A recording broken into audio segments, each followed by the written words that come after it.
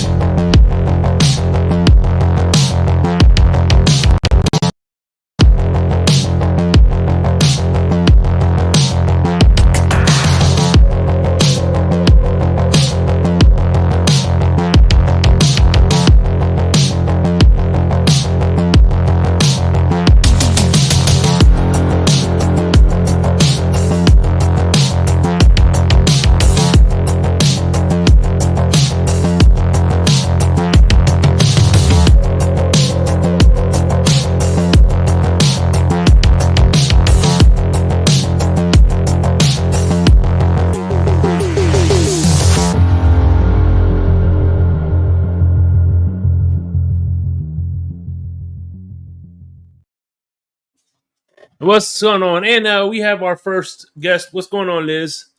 Happy Friday Not to you. much. How Happy are you Friday to doing? you too. Doing all right. This season is going to be crazy, and I have a lot of opinion about what's going to happen. But Yeah. I don't know. Some some days I think we're going to have a 12-5 season, and then other days I'm like, well, I don't know. Yeah. How's everything in Seattle? Is it hot over there? It's been hot, but the last week it's been pretty chilled out. Not too hot. Mm-hmm. And it's Eastern Washington, not Seattle. Okay, my bad.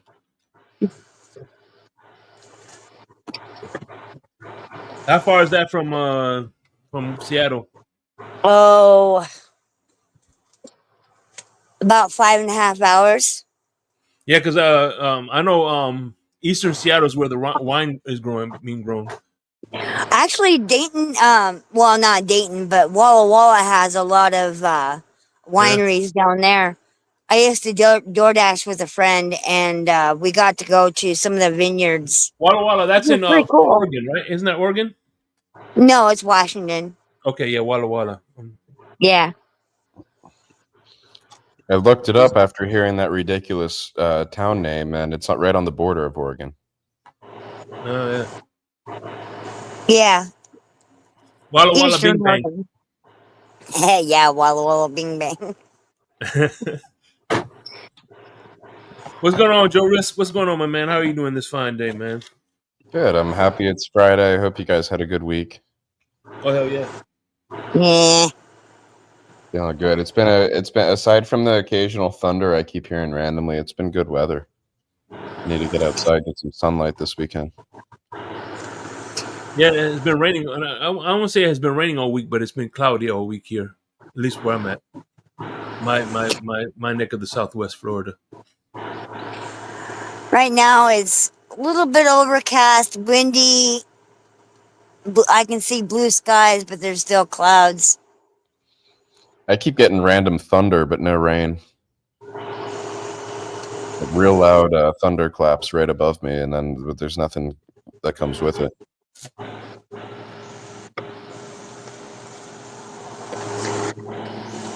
Mm-hmm. So I know the Blitz Pickup is going to talk about this, and so we're talking about how apparently I didn't hear the podcast. If you heard it, let me know about that. Apparently there's no belief in Tua. Absolutely not.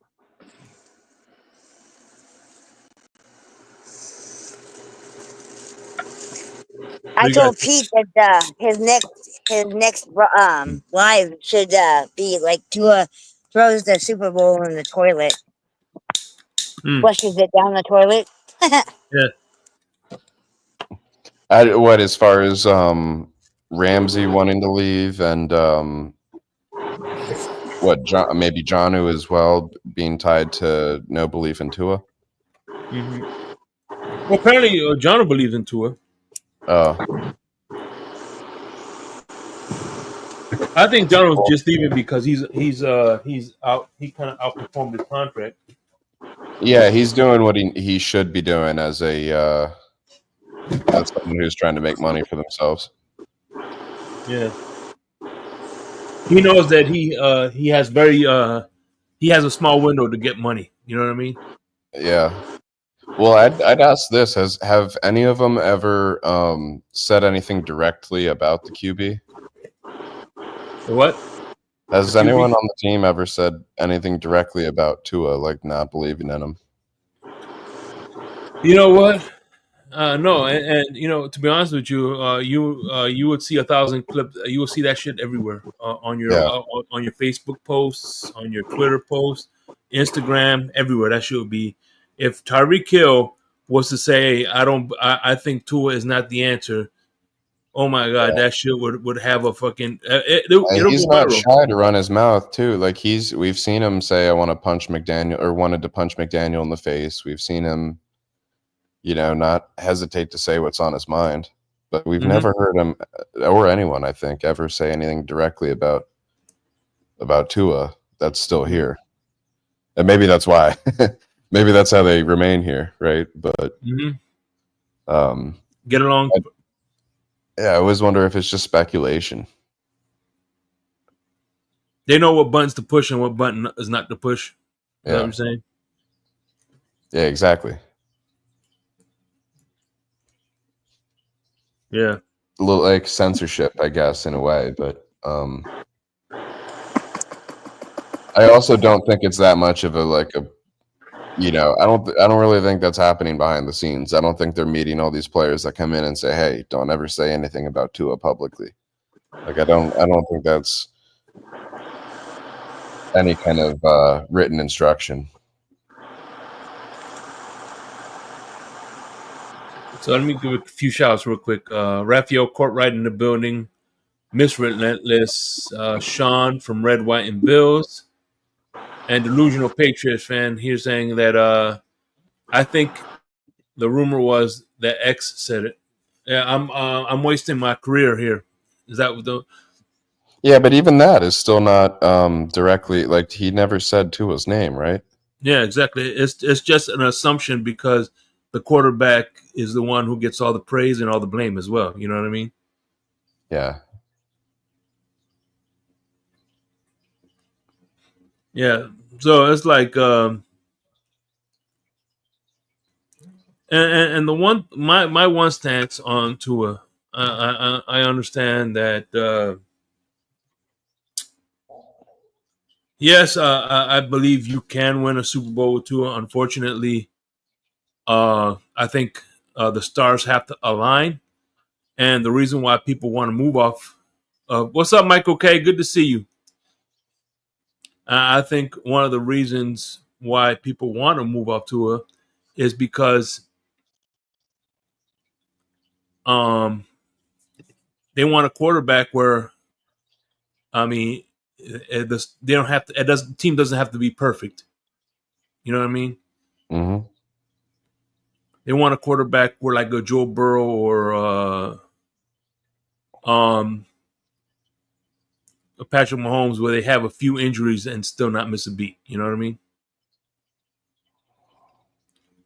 I do wonder, through all the 5 years we've had, if if the Bills didn't have their guy, right, and they were kind of floundering, would we have taken the division any of these years, and would people feel differently?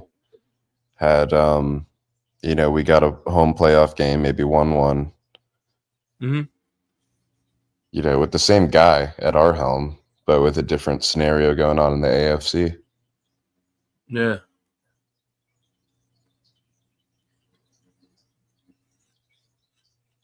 I don't know. Oh, I mean, man. my opinion on Tua, like was for him when we got him. I wanted to be patient with him. I was patient with him. Yeah, no Now, doubt. now I'm not anymore. I don't think we should have re-signed him. So at that point where we re-signed him was kind of like my turning point. Mm-hmm. But I do hear, like, I feel like so many truths get stretched about him. No doubt. Unfortunately, it's an extreme case of it's an extreme. Unfortunately, it's extreme on both sides, Mm-hmm. where they're both. If you're for or against, they have to make up narratives or lies about him being good or bad. You know what I mean? Yeah, yeah. Look, one thing about football, there's been enough football played where you can um draw scenarios of your own. You know what I mean? You could you can make your own narrative. That's how much football has been played. Well, you don't need an all-star quarterback, and then you could point to the quarterbacks that you know won Super Bowls, but they had great teams. But Yeah. what they don't tell you is you don't see too many dynasties with those kind of quarterbacks, like your San Francisco, your Cowboys.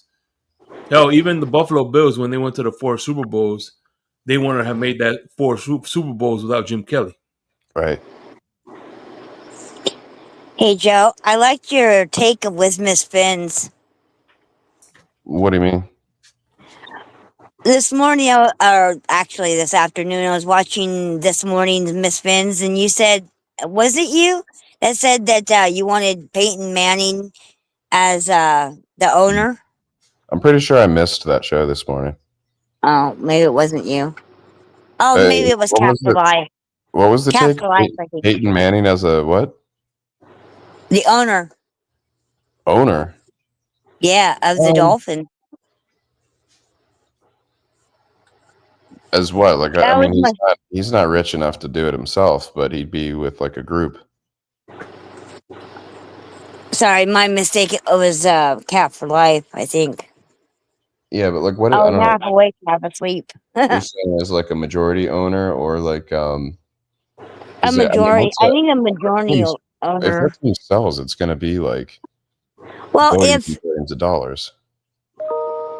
yes, but if Eli and Peyton, They don't have billions.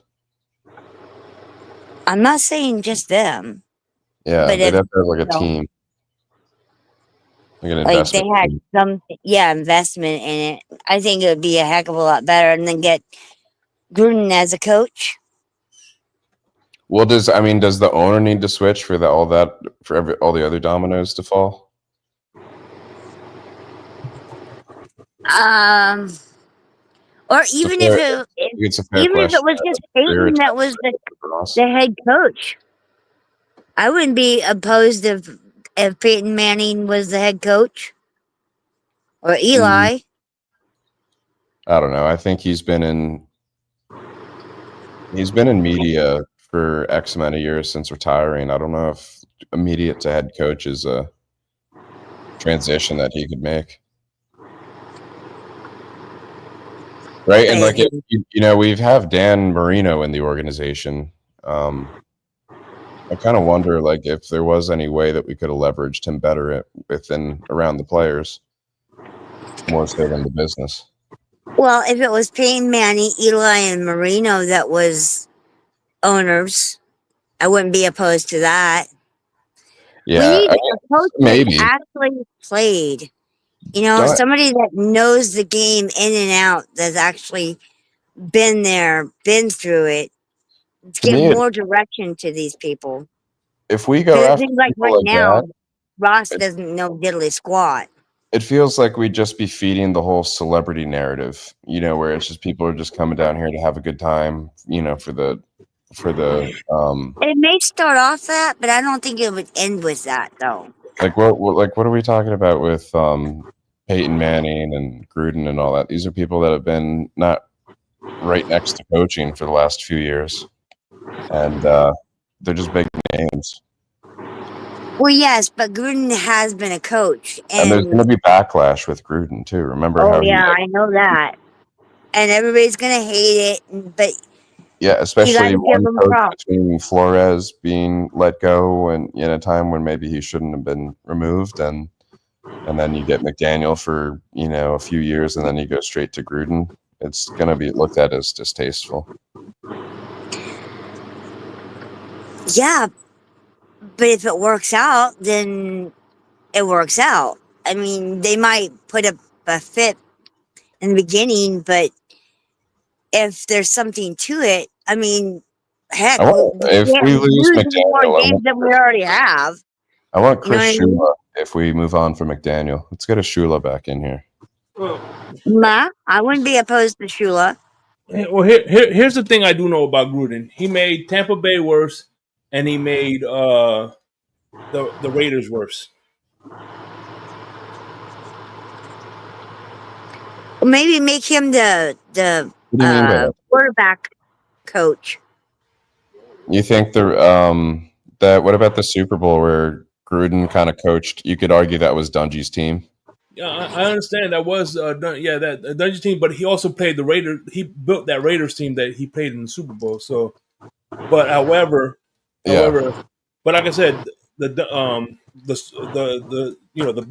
wants to compare Dungy to Tomlin. Tomlin You mean has kept Gruden? that team relevant. But the Buccaneers were going downhill when he was there, and the Raiders were a playoff team. I'll never forget. It was 2016. Then they fired Del Rio because, and all of a sudden now he gets fired. They hire Josh McDaniels, and it gets worse and worse and worse. I'm not high on Tomlin at all, by the way. I think he's one of the most overhyped coaches. Mike Tomlin? Yeah. They haven't won a playoff game in a long time as well. And they've been basically sitting there at 9-8 for the longest time. Hey, man. It's just kind of like above 500 mediocrity. Mm-hmm. And they always seem to have issues with their personnel. Like they always have these receivers that they have to get rid of because they can't control them. Mm-hmm. So it makes you wonder how much is it really, that Tomlin's got a grip on over there. Oh no, Raphael, we would get rid of McDaniels. Definitely. I would say, man, I agree with that. I think we should do what we should have did when we should have kept Dan Campbell. We should have kept Todd Bowles. I think the smart thing to do is keep if we do let Logan McDaniels, let's give Anthony Weaver a legit shot. You know what I mean? He's gonna. I don't.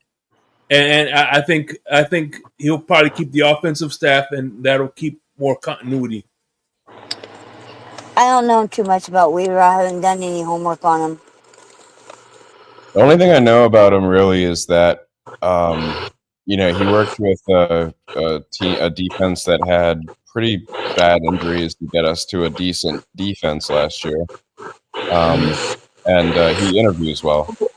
And the way he talks about the players, he talks about them like a proud parent. And I do like that, that there's going to be no issue with people disliking the coach if he's there. But it's also like, do you want an offensive-minded head coach or a defensive-minded head coach? Well, if you look at the AFC, right, all the head coaches in the AFC East, except for McDaniels, are defensive-minded coaches. Mm-hmm. Yeah, because all the successful teams in the AFC have their guy at QB already. I think it's probably easier to have a defensive-minded head coach if you've got your guy at QB and you've got a creative offensive coordinator. I'll always wonder what would have happened if McDaniel was our OC and we had like Belichick come down to Miami or something, or Brian Flores if we would have got. If you would have got McDaniels instead of the two co-offensive coordinators. Mm-hmm. Right.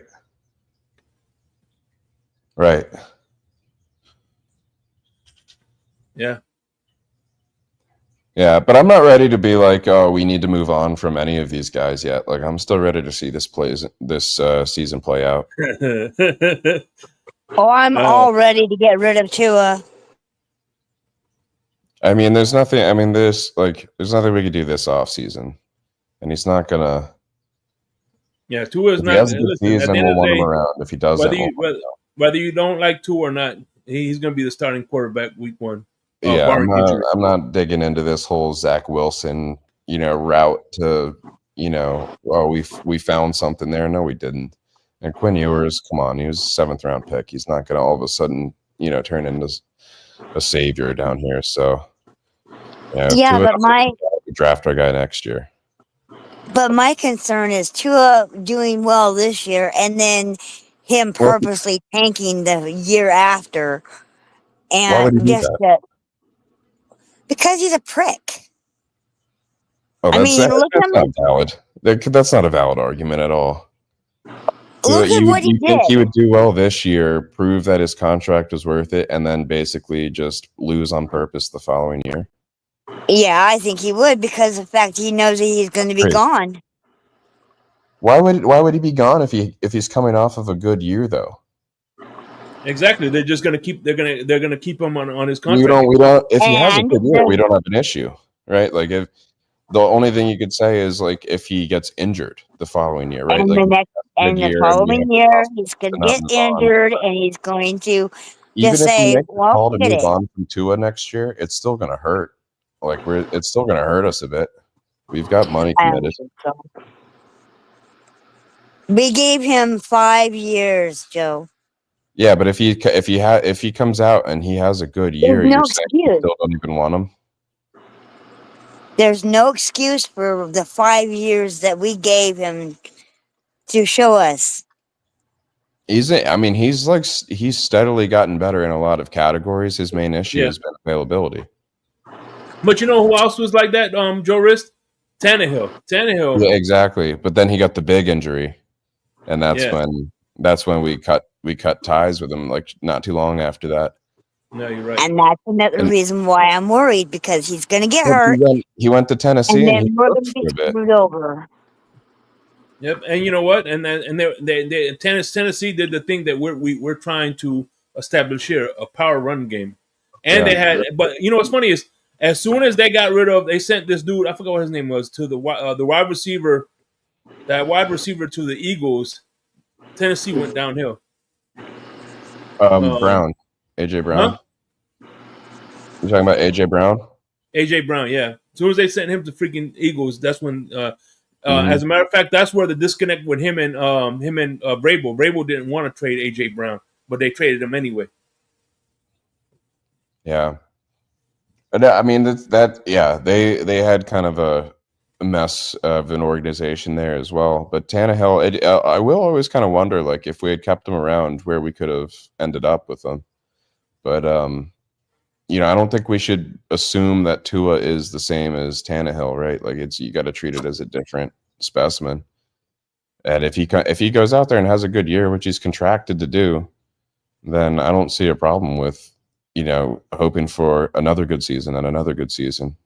But if he goes out there and gets injured, or if he has a bad season, I think the team starts to make the moves to draft someone that they see as the next guy. But it's not Zach Wilson. Yeah, I'll say the one thing that Tua has over Tannehill was the pocket presence. Definitely a lot better.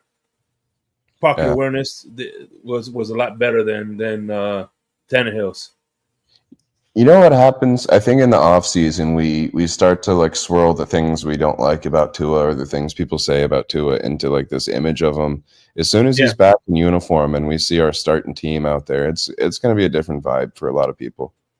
Yeah, but I think that's why me and you, Joe Rist, we're kind of on the same wavelength as far as not being for or against him. You know what I'm saying? We're kind of like in the middle, right? Is that a fair assessment? Yeah, it's a little too late in the off season to be hammering for anti QB at this point, right? We know who we're going into this season with, so exactly.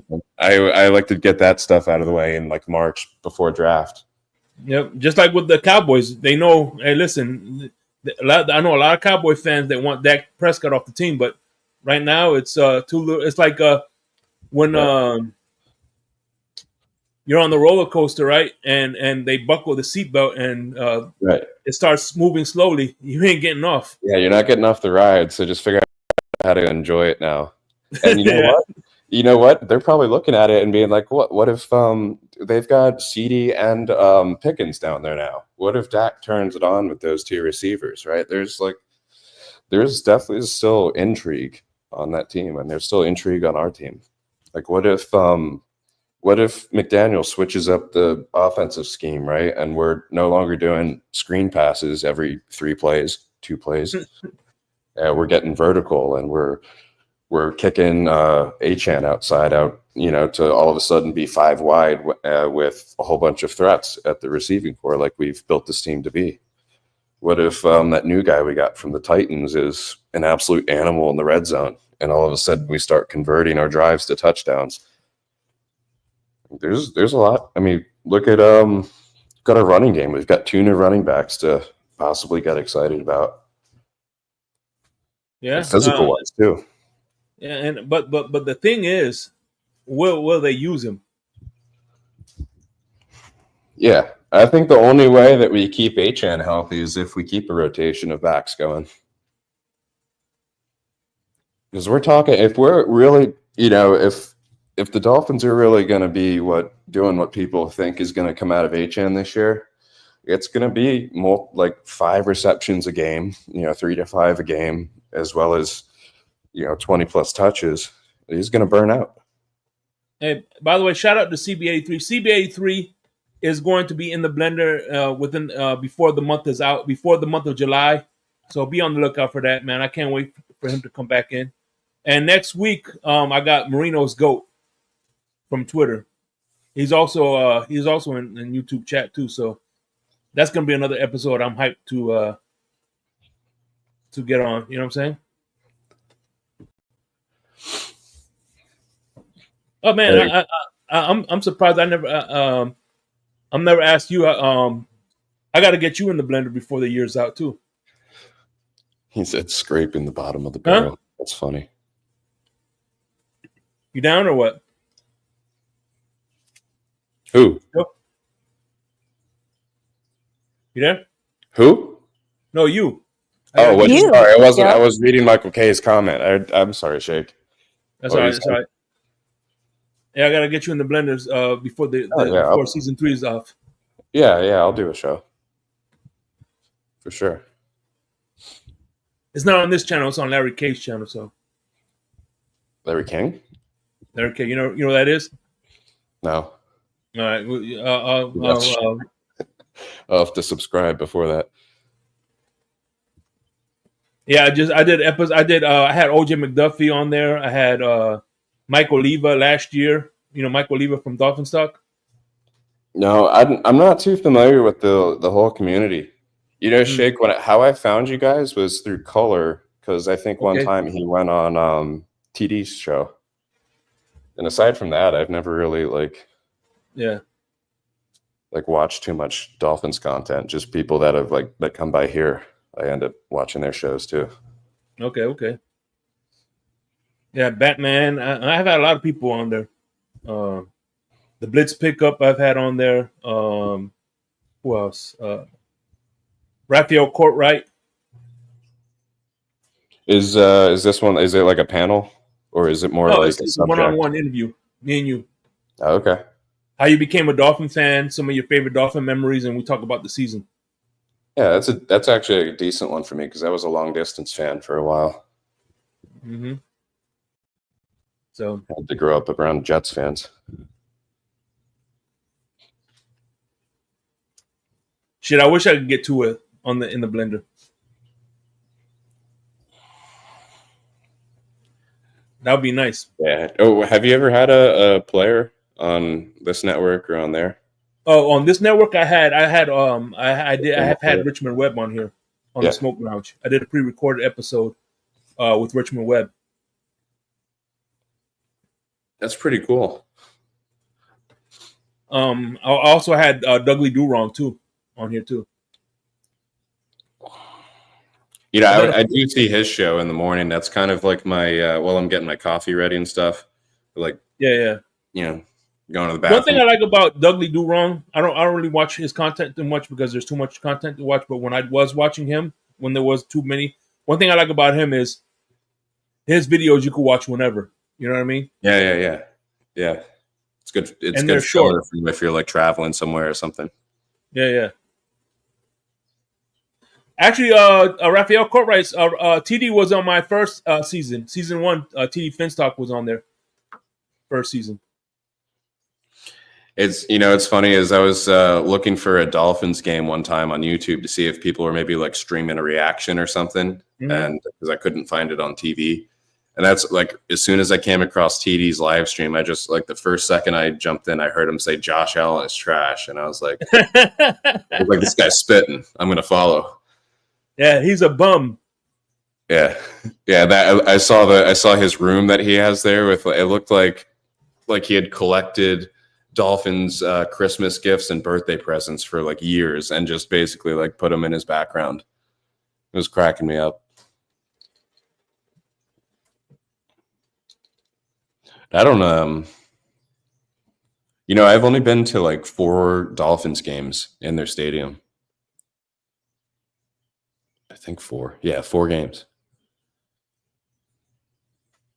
So I've had to be a fan from a distance for a long, long time.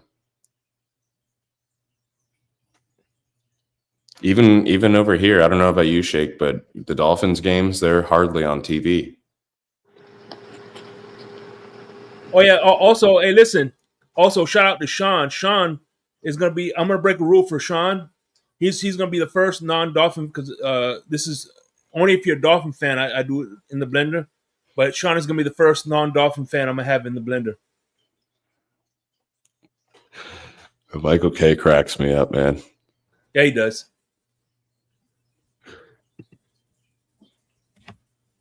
Oh man. Ogun, what's up, Ogun? How you doing? Hope you are well, Ogun. Everything all right with you, my brother? Oh man, yeah, man. I've done shows with Michael K on Insomnia. We've done a couple of episodes, pick-em episodes with Michael K. Yeah, I was on Big C did a panel last night, and I was on there. I saw Rafa get on camera. It was I think first time I've seen Rafa. Yeah, I actually last year I had Raphael on camera too. He did the episode. He talked about how he was in Japan with the Marines, and he did those military cool episodes. You still doing I those? was just going to say that. What's that? The military episodes, all the different branches. Yeah, we're gonna start. We're this year we're gonna have Air Force with Yeah, I like those. Air Force. We're gonna do Air Force with what's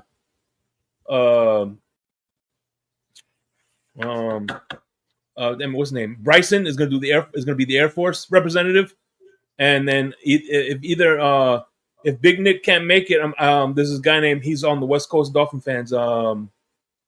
Russell, he's gonna be the Navy representative. Dude, Big Nick cracks me up every time he and Color are on the panel together. It's just like absolute chaos. It's must see TV without fail. Oh, Steve Malloy was last year. Steve Malloy was on last year. He was a good episode. If you like old school Dolphins, Steve Malloy was a good listen to. He's definitely a good listen. Steve Malloy was on. I had Steve Malloy. I had Dolphins Thirsty last year. I had Marissa Marino. I had, of course, Doc Reginald Brown, former player of the not Detroit Lions, Houston Oilers. So I had Finsanity 5. I had Miss Fins.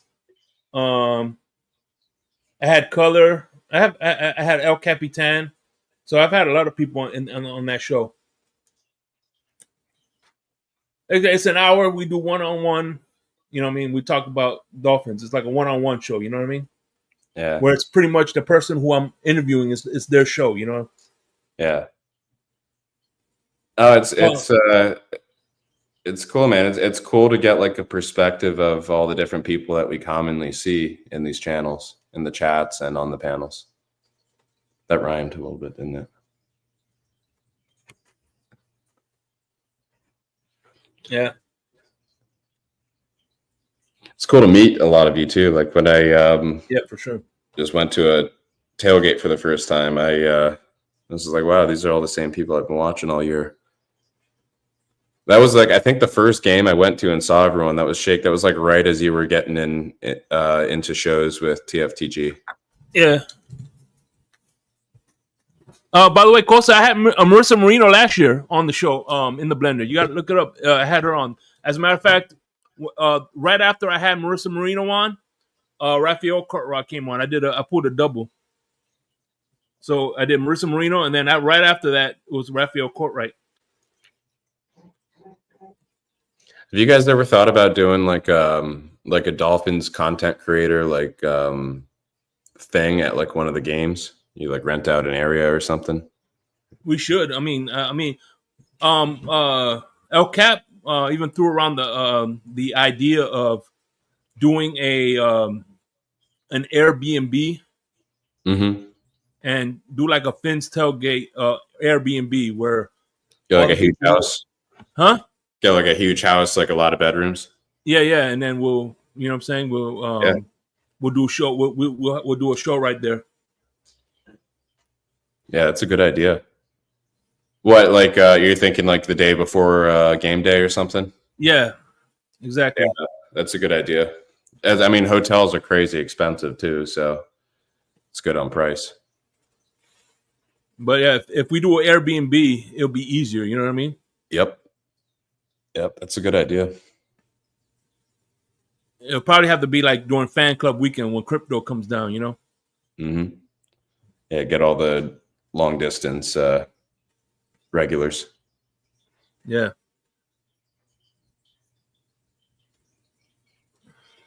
Yeah, man. I don't know how many home games I'll go to this year. I'm thinking a few. I think is the Chargers the fan weekend. I think it's the Chargers game is fan weekend. I'm gonna try to get to that one. I didn't buy any tickets yet though. I gotta go look at prices. Yeah, man. Kosa, I'm working on that. By the way, just so you know, I'm working on that, Kosa. So hopefully that comes out too. You know, I did the what are they called? AFC East roundtables event last year at the Jets and How was it? game. It was cool, man. I mean, if more people showed up, it would have been a little too crowded in that section. But they had like this area rented out that had a bar on the back, and the front was like bar style seating instead of actual seats where you're like shoulder to shoulder. So there was a lot of standing room. Like you weren't like you know, if you're claustrophobic or anything, it's not like you're crunched into small seats and nosebleeds. You got plenty of space, and the food and drinks are right there. So I thought it was cool. I got to meet. I talked to Miss Finn's there. I got to meet. I think it was Chef Jew was there, or someone. I met a few people there. Hey man. Hey, by the way, Superbox gets delivered. Put the word out. Same last this time. So yeah, so Michael K, he's gonna be having a little sideline. So hit me up if you Oh, he's like reselling. Yeah, Superbox $260. That's a good deal because right now they're going for like almost $500. It's good timing too because there's that World Cup, World Cup Club. What is it? Club World Cup tournament going on. Hey, a network that most people don't get. Hey, Michael K, if you want to come up, if you can't come up and promote it, man. I'll be, come up and promote it. I'll be more than willing to. Yeah, man. Shake, have you watched any of those games? Which Club World ones? Cup's going on right now. It's like a 32-team soccer tournament. No, I'm not really into soccer. Neither am I, but it's July, or close to July, so I need something to watch. I played soccer my whole life, and to be honest, the way that they roll around on the ground and feign injuries turns me off from the sport a lot. Mm-hmm. But it's still like if you watch it at a high enough level or with a passionate fan base, it's still enough entertainment for me. Get my sport in. I like it better than baseball as a spectator. They're in the, I think, 16 team. There's 16 teams left. Yeah. Over the next 4 days, there'll be 8 games. It's not high scoring, right? No, I think they're averaging 3 goals a game. So like an average of 2 to 1. Some of them, like some of the teams, there was a team from Japan, I think, that was just getting shit on left and right.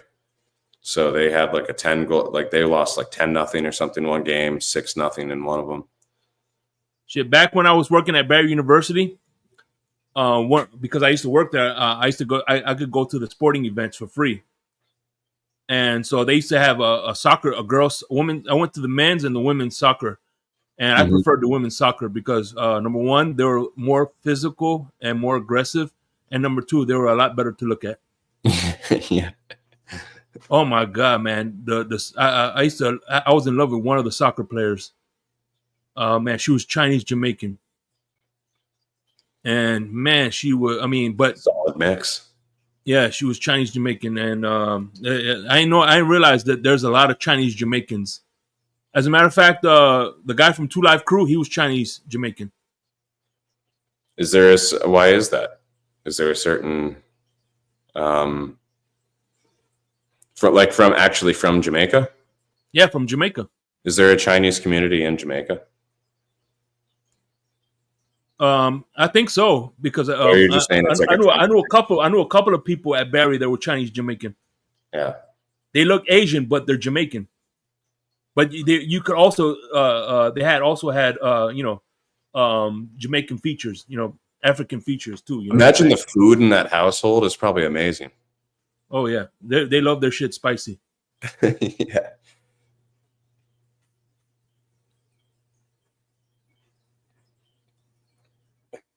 So I was supposed to be going to Canada for like 10 days coming up, and my customer had to change the date. They had to push it back by 2 weeks. And so now I've got a whole bunch of stuff that I tacked on to the front of the trip that's non-refundable. Mm-hmm. So I'm just going up to Toronto anyway for like a weekend and then coming back. I was pissed, man. I was going to set it up to where my company had to pay for my flight out there, but still use it as like, for my own time. And now I can't do that. As a matter of fact, there was a girl. She was a cutie too. I was friends with her. She played tennis. She was actually Chinese Mexican. That's an interesting one too. My last two girlfriends are Hispanic, Venezuelan and Mexican. What's going on, Special K? What's going on? So let's talk some brass tacks. Let's talk. So what's the deal? Sure. What's it? That's Alec, man. That's Alec. All proceeds to the sales of the Superbox goes to St. Jude. St. Jude. Hey, trust me, St. Jude is my favorite. Whenever I bet people online, I do charity bets. So I don't. Oh no, that's not St. Jude. He's Shriners. Shriners. Alec is Shriners. Not St. Jude's the good one. The Shriners is the one with that. My buddy wants to punch the kid in the face. Oh. One thing I like about St. Jude is no kid gets a bill. Right. Yeah, St. Jude's the good one. I don't think the Shriners bill either, but at least St. Jude doesn't use the kids as spokespeople. Yeah. Tug at the heartstrings. So we'll wait on the super boxes because obviously I'm a Bills fan and I don't think Dudvin fans are all that receptive to us. But once the transaction goes through and you get your box, then you can say, look, it's not a scam. But with the first round, I did it and it was a little kind of awkward because I didn't know what shipping and stuff was going to be. Yeah, to me, trial and error, So now that I have the numbers, if you go on Amazon, I think they're like $3.19 or $3.69, depending on when you order them. Yeah, they're all over. But if somebody's interested in the super box, get a hold of Shake, El Crapitan, Color. Who else? Bryson. Did you? A bunch of guys ordered them. What's that? Did Tonk buy one? Tonk bought one. Yeah, Donk. Yeah, he bought one. I shipped out Crypto. I shipped out 7 of them yesterday, and Cryptos goes out tomorrow because he's not going to be home until after the weekend. Crypto doesn't travel as much as me. So yeah, so all it's going to be is when I get the 10 guys, because I get the wholesale price at 10 units. And in fact, I don't even have mine yet. I ordered 11 on this last round, and they shipped me 10. Mine is somewhere in New Jersey. But I actually opened my buddy's, downloaded it, and I'm using it until mine shows up, and then I'll just take that one over to my buddies and give him his. But 10,000 channels. I found everything. I still can't find the midget porn channel yet. I'm still looking. Does it actually have those kind of channels though? Oh my God, Joe! There's so many. There's so many channels. That's funny. There's so many. There's absolutely so many channels on it that you're going to have to figure out the. It's weird because you download apps, right? So like the one app that I downloaded, it has Blue TV, which is live TV, and you go back like 8 hours. Then there's Blue Video on Demand, which you can get anything you want on demand. And then you have Blue Replay, which lets you go back, I think it's 7 or 8 days. Yeah, you don't have to use like a VPN with this or anything. It's just plug and play. I mean, you can. I'm not gonna because it's all pretty much fair use. Yeah. You know, because I'm not using. I'm not. There's a disclaimer when you first turn it on. Yeah, but I guess it doesn't matter where your device is in if they're streaming anyone's country's media, right? Yeah. Like you could watch Netflix Japan shows, right? Like, or for example. Yeah, I haven't found the. I just hooked mine up yesterday. You know. Oh, and also with if anybody buys one off of me, they get a free 1 hour phone conversation to set it up because I had to download an app. Some people may not have to. That's worth the price alone. Yeah, oh yeah. I started. In fact, Ali said he watched that movie with Josh Allen's wife in it. Oh wow! Sinners. Yeah, he said he watched it last week. I found it. I didn't watch it. It started playing though. Oh, he's married to an actress. Yeah, he married Haley Steinfeld. She's funny as hell, though. I ain't gonna lie, man. That shit was, obviously, if I wasn't a Dolphin fan, but it was funny when she said, "Can you name all the team in the AFC East?" Yeah, the Bills and their three sons. That shit was hilarious. What was that on? Well, she did a Q&A, right? And they asked her, "Can you name all the?" But yeah, hold on, I'll play it for you. So it's better if you see it for yourself. Hold on. Oh, okay. Like saying that they were our daddy. That's a good cover for not knowing the teams. What was her name? What was her name again? What's her name? Haley Steinfeld. Steinfeld, I believe. But I found out today that they made everybody that went to the wedding sign a non-disclosure form. For what? So that nobody can talk about it, release videos or pictures. Talk about the wedding? Yeah, I guess that what they want to, so their photos aren't just privacy. I guess there's not. Yeah, they only release like 5 or 6 photos. It's kind of like making a little too big of a deal of yourself, but. Oh, in fact, I watched our old center. Eric Wood has a show called Centered on Buffalo. It's actually pretty good. He has a Bills guy on. Well, somebody that it's not always a Bills player, but somebody that's connected to the Bills, and he does like a little 20-25 minute interview with them. And he had Spencer Brown on, and they were talking about the non-disclosure agreement that they had to sign. So, Mike, okay, I was over on your favorite channel the other day listening to some of the season predictions, and I was hearing like 2 losses, 1 loss, 3 loss. What is your realistic prediction for them this year? Oh, the Bills? Yeah. 12-5, 13-4. Yeah, see, I feel like that's like if you have a top tier team, that's where you should be predicting. I think anyone that's just assumes that there'll be 3 losses or less is delusional. Oh, yeah, they are. You know what they are. They're absolutely delusional. You know, my buddy sent me a clip the other day of that idiot Mitchell, and he was doing film breakdown, right? So before you get to that, let me play this. Oh yeah. Can you see it? The 4 teams in the AFC East Division. You got the Buffalo Bills and the Bills' 3 sons. That was pretty good. That was pretty good. I never seen that one. She does, you know what though? She's not doing too much in our community right now. I mean, I will cut her some slack because she does. I guess the movie's fan. Even Ali said the movie was great. I didn't watch it yet, but we'll see if she does stuff around Buffalo and for our community. Was the last girlfriend doing that? No, she was an idiot. Succubus. Succubus. Yeah, the succubus. Yeah, no, she was an idiot. She would have Buffalo Bills clothes made, and what do you? Yeah, she did nothing. What do you want them to be like, the first lady of Buffalo? No, I don't want her to do that, but I want her to kind of appreciate what what Buffalo's given Josh Allen and what Allen's given to Buffalo. That's fair. I think it's a small enough city to where like, a QB and his wife do have an impact, right? Like I don't think anyone in Miami is going to care if Tua's wife does something or not. I mean, you know what? I'll tell you what, and this is really cool.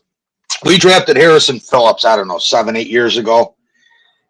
I think it might have been the year we drafted Trey White, so it had to be 2017. We drafted Harrison Phillips, and he was a hell of a defensive tackle. Bills couldn't afford him, so they had to let him go. He went to Minnesota. He still has his Harrison Heroes Foundation. He has an event here in Buffalo for the kids of Buffalo. And I thought that was that's just so high class. He does one in his hometown. He does one in Minnesota, and he does one here. Oh, and that's the character. And and that's culture. That's character. That's who the Bills draft. But you know what? Another guy. I know you don't watch basketball, but another guy that was like that in the community was Alonzo Mourning. Alonzo Mourning found out. I mean, Alonzo Mourning did Alonzo Summer right before in August. It's called Alonzo Summer Groove Tour, and it's pretty much the same thing. It was a basketball thing, a tournament. All celebrities would come play basketball, and everything went 100% to the charity. It was for the Miami. If it was for the Miami community, Alonzo Mourning did that. And one thing, when I found out in the blender, one of his kids that was in his basketball camp was Paris Love. Paris Love was in the blender this year, and then unfortunately, man, his daughter was murdered in the inner city, Overtown. Alonzo Mourning found out about it, and he paid for the funeral. Oh, really? Yeah. Yeah. See, I mean, those are the guys that you want on your team. We were talking. These guys were talking earlier about Tomlin, and if there's a problem on the team, he gets right. It doesn't matter how good of a football player you are. If you're causing problems, you're gone, because it doesn't work in a locker room. It doesn't work during practice. It doesn't work during games. So are you more for removing it than fixing it? I don't think you can fix it, Joe. That's my point. That's a fair point. I don't think you can fix it. I think or grown men. Yeah, you know what I mean? I'm a millionaire and I'm going to do what I want to do. Hey, you know what you can't fix either? Michael K? What's that? Being a secret Dolphins fan. I don't have to fix that. There's no secret to that I'm not. Tough talk. Joe Rick, what's up? I don't watch MMA to cheer. I watch MMA to see somebody get hurt. Mm-hmm. You know what I mean? That's just the nature of the beast. It's Hey, just for that, I think Michael K is going to throw some more plastic bottles into the ocean. Yeah, full of piss when I'm trucking Gatorade bottles. He writes Tonk on him and throws him out the window. Donk! No, it's Donk! Because he's so close to the ocean where he lives. I think I could see some of it out there. Well, Lake Erie funnels into the ocean eventually after it goes through Ontario and into the Hudson. Or no, it's not the Hudson. Where does... More like your Hudson. More like your ear. So it takes a while. You need a good east wind, but... Hell yeah, that's nice beer. What is that? What you drinking on? Pilsner or Quill. It's a Czech beer. Hey, you know what a good place to go for beer is in St. Pete? I think it's called, I don't know if it's still there. It was called Ale of the Witch right there downtown St. Pete, close to the movie theater. It's really, you know what closed down, Tonk, in St. Pete? Hofbrau House. What? The Hofbrau House in St. Pete, it closed. Yeah, okay. Oh, we got one in Buffalo. Did you ever go to that? Is the big German place? One off Fifth Avenue? I don't know the street names. I'm not sure. I mean, I probably. It was a big German hall. Like you'd recognize it. They'd play like polka music in there, long tables, so you're like sitting basically like picnic tables. The one in Vegas, the girls will come and paddle you if you order a shot. Damn. Oh, they had a place that was called there was a place there was a restaurant. There's a restaurant there that does that too.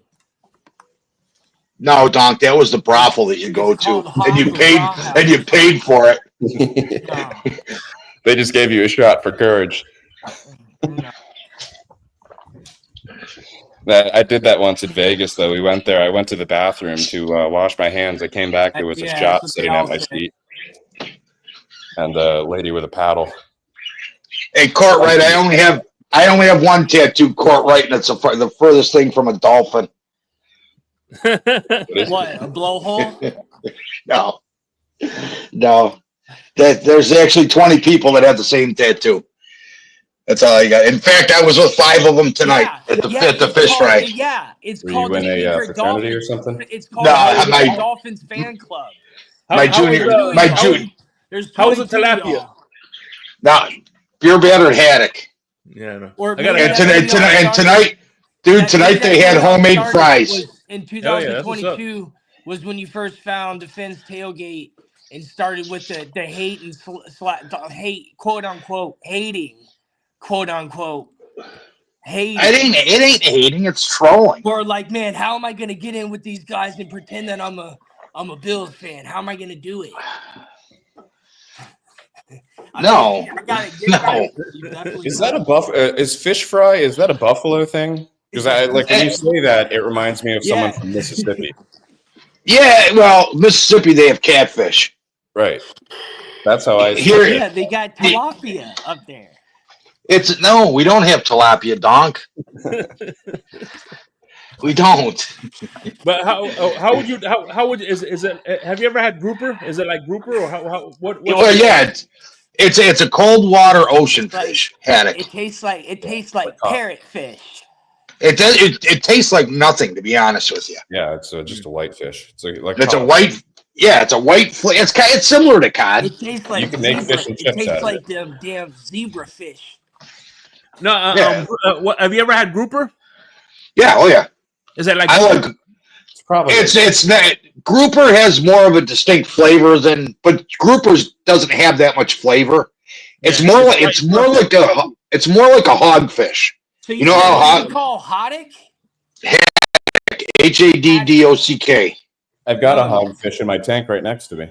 No, it's hogfish is like a real mild white flaky fish that kind of takes on the flavor of whatever you like.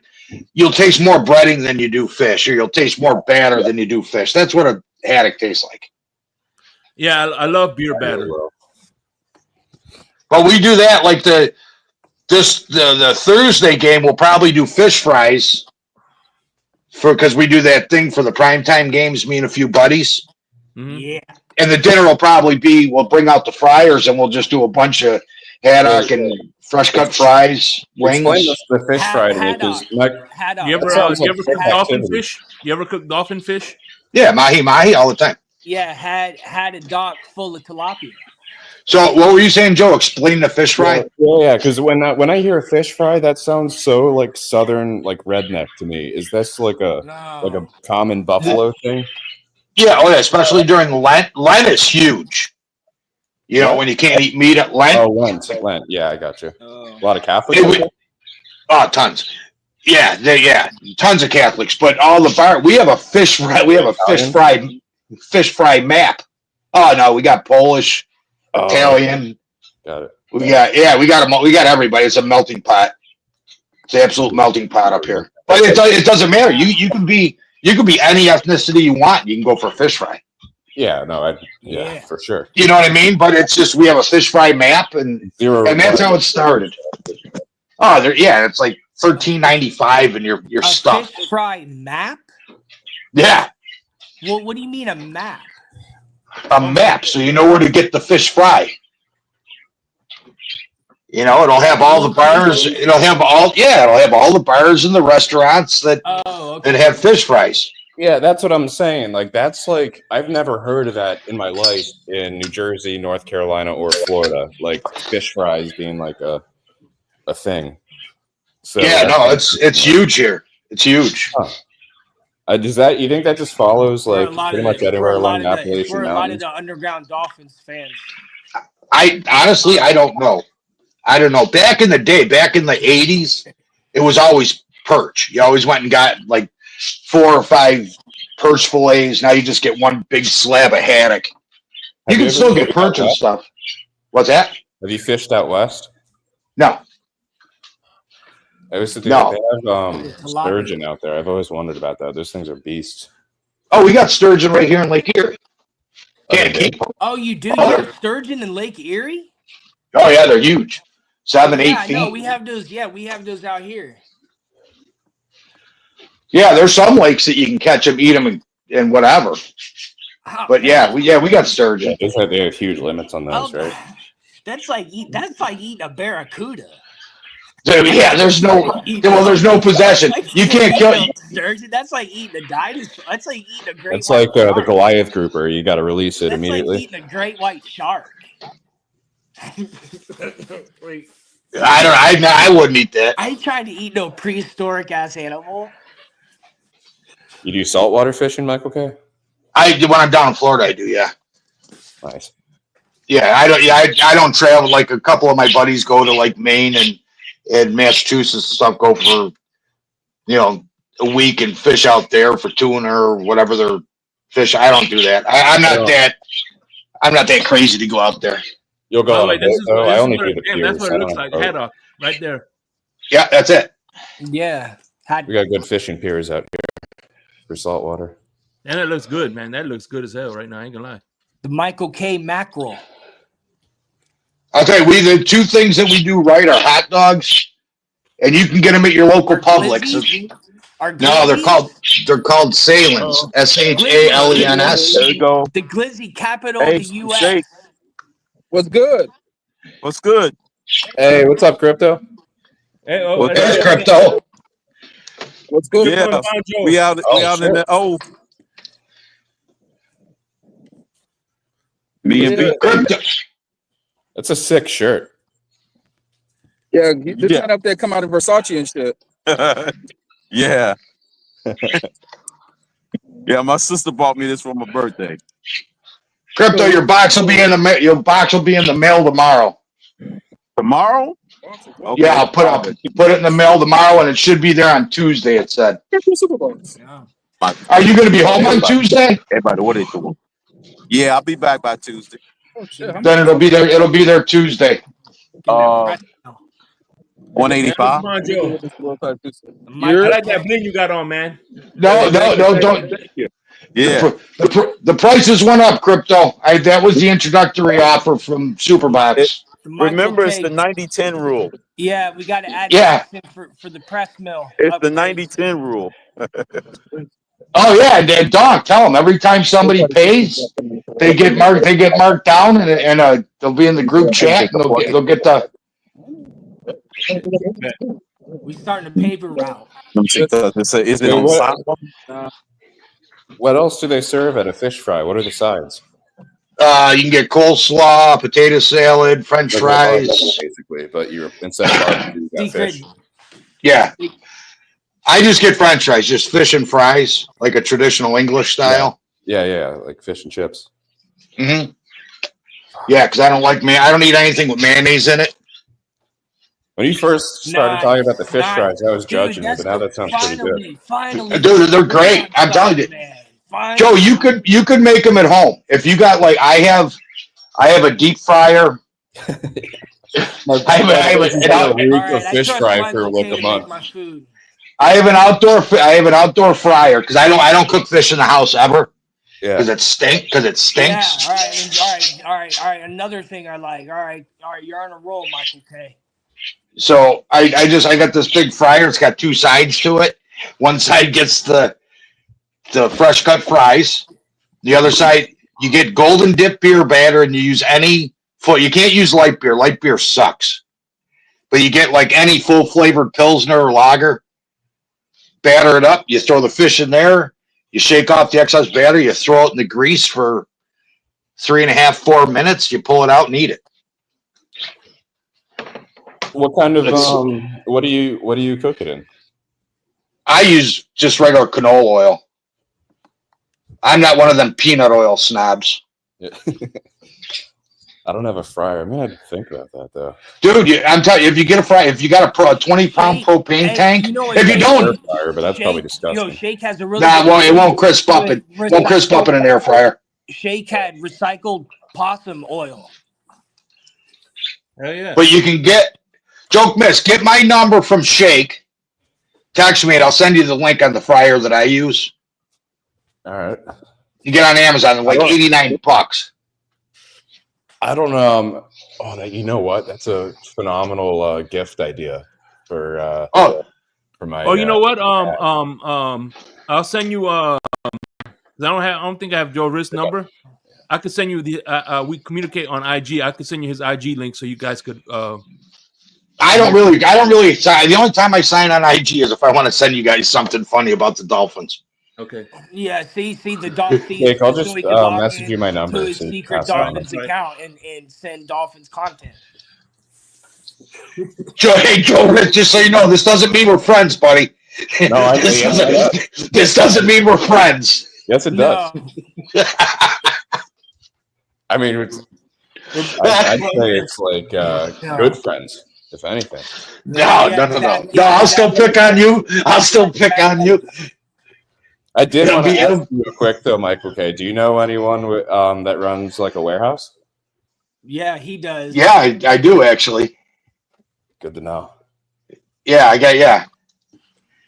In fact, I don't see him often. It's M&M Forwarding it's like a small family run warehouse. I won't solicit you for business. Hey, but by I'll the way, tell you when Michael K said something, getting Joe. When Joe Riss heard, give Michael K my Michael K said, "Give me my number." This is what happened. What? Did we just become best friends? Yep. Yeah, that's one of my favorite Will Ferrell movies. Now that's funny. That is funny. Easily one of my favorite Will Ferrell movies. That and Other Guys. I laugh every time I watch that. Oh yeah, because they're going to be talking about the fish fry. Oh, with the wooden gun when he's carrying around a wooden gun. They're going to be chatting about the fish fry. He has the pimp flashbacks. Gator. Yeah, Gator don't play that. Oh yeah, definitely. He goes, man, one of my favorite scenes from that movie goes, he just rubbed his nuts all over my drum. I haven't watched Step Brothers in a long time, actually. I might have to throw that on this weekend. Well, I used to date a girl named Pam. Yeah. And my buddy's like, did you say Pan? With Pan? No, Pam. Pan? Pan? I'm hearing Pan. I get to see my puppies tomorrow. Well, the puppy. Yeah, that's what's up. What time? Tomorrow morning. I'm driving out there tomorrow morning. Driving out where? To Saskatchewan? No. I'm going east. I'm going northeast. I'm going to between here and Rochester. What breed? Lab. Nice. I got. Oh, sorry, guys. Choking. Hold on. I like labs. Yeah, labs are the best. They stink, but they're the best. They make the best pet. Yeah. Well, I shouldn't say that. There's a lot of breeds that make really good. They're like probably number one in top two best breeds to have as a pet. Yeah. Ed Tonk, what's your take on pit bulls? I don't have an issue with them. I love pit bulls. I do Yeah. too. As long as they're raised right, they're like one of the best breeds. I'm more partial to hound dogs when it comes to breeds. But she was like a mutt dog. But she was crazy. Because hey, Ogun, make sure if you do rub your nuts depends, if you do rub your nuts on the fish pan, make sure it was off of the fryer for a while. Mutts are how you get unique personalities. I mean, as long as the dog, is taken care of well and stuff, then they won't turn out vicious. Just pit bulls, they just that just was the breed. That was just they just always have that. They'll always kind of have that stigma, but Oh, for sure. if you're a good owner to the dog, it's not going to be a nasty dog. I've had pit bulls be some of the most loyal, nice dogs you could ever possibly imagine. Like wouldn't hurt, like just very nice dogs. So, but then I've German Shepherds. I've had German Shepherds are German smart. Shepherd. You gotta be They're so them smart. dogs are crazy, man. For chows, You can see it in their eyes, just like the way they I'm pay more afraid attention of to things. chows. Like a pit bull, I don't know. Chows and German Shepherds or Rottweilers are more dangerous. I I used to have a husky Australian Shepherd mix, and she was so beautiful. Very good dog. Shed like a motherfucker, but incredible Yeah, dog. Labrador shed like crazy. Yeah. So, Crypto, what'd you have dinner, Crypto? What'd you say? Shake? You have dinner. You have dinner? You have wine? No, we waiting. We gotta wait for the AAA to come. Put a nail in his truck. Where are you visiting right now, Crypto? Orlando. Oh, nice. So while driving to come see this nigga, I picked up a nail on the goddamn turnpike. Damn. God damn. So now I gotta wait for the goddamn roadside service to come fix this shit. And they said about 40 minutes. Well, hey, at least You have a spare? at least you got something to do right now. I don't know if they got a spare. I should have a spare, but whatever, they gotta fix that shit. It's part of the insurance. Yeah, that's And true. But now you have to wait. That's dope.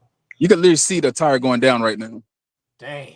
Yeah, like literally, I got out the car, and it was like at 30 pounds, and I was like, okay. Then it dinged 20 pounds. Like a minute later, 25. I'm like, God damn, wait, no, this shit leaking. And yeah, so now I'm just waiting. Damn. Well, what y'all finna go have dinner at?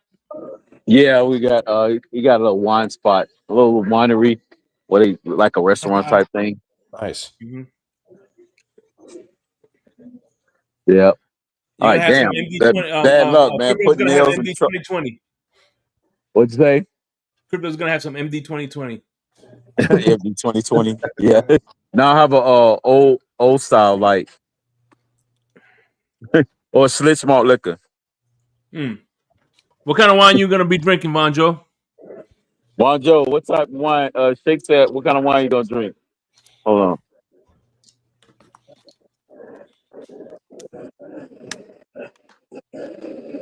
Hey, Shake said, what kind of wine you drinking, Bon?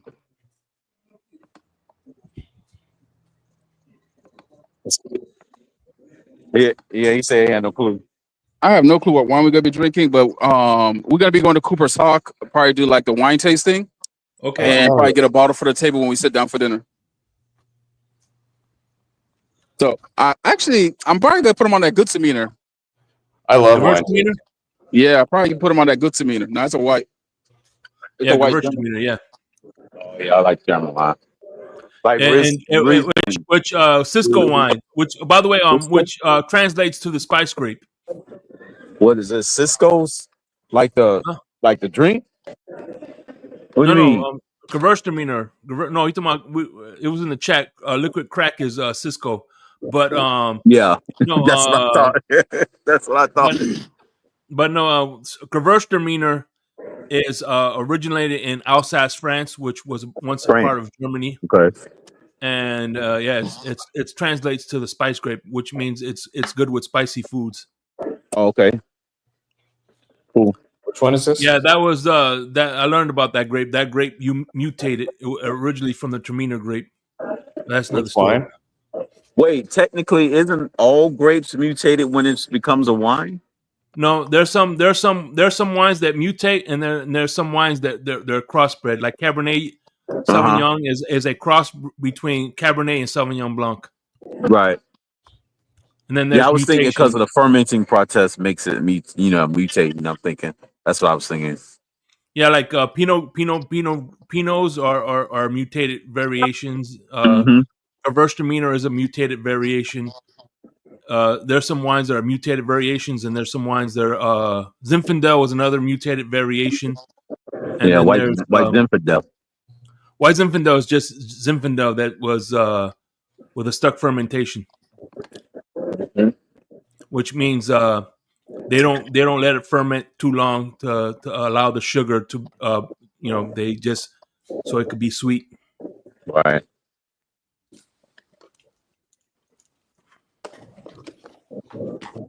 Yeah, it's all kinds of fancy things they do to wines.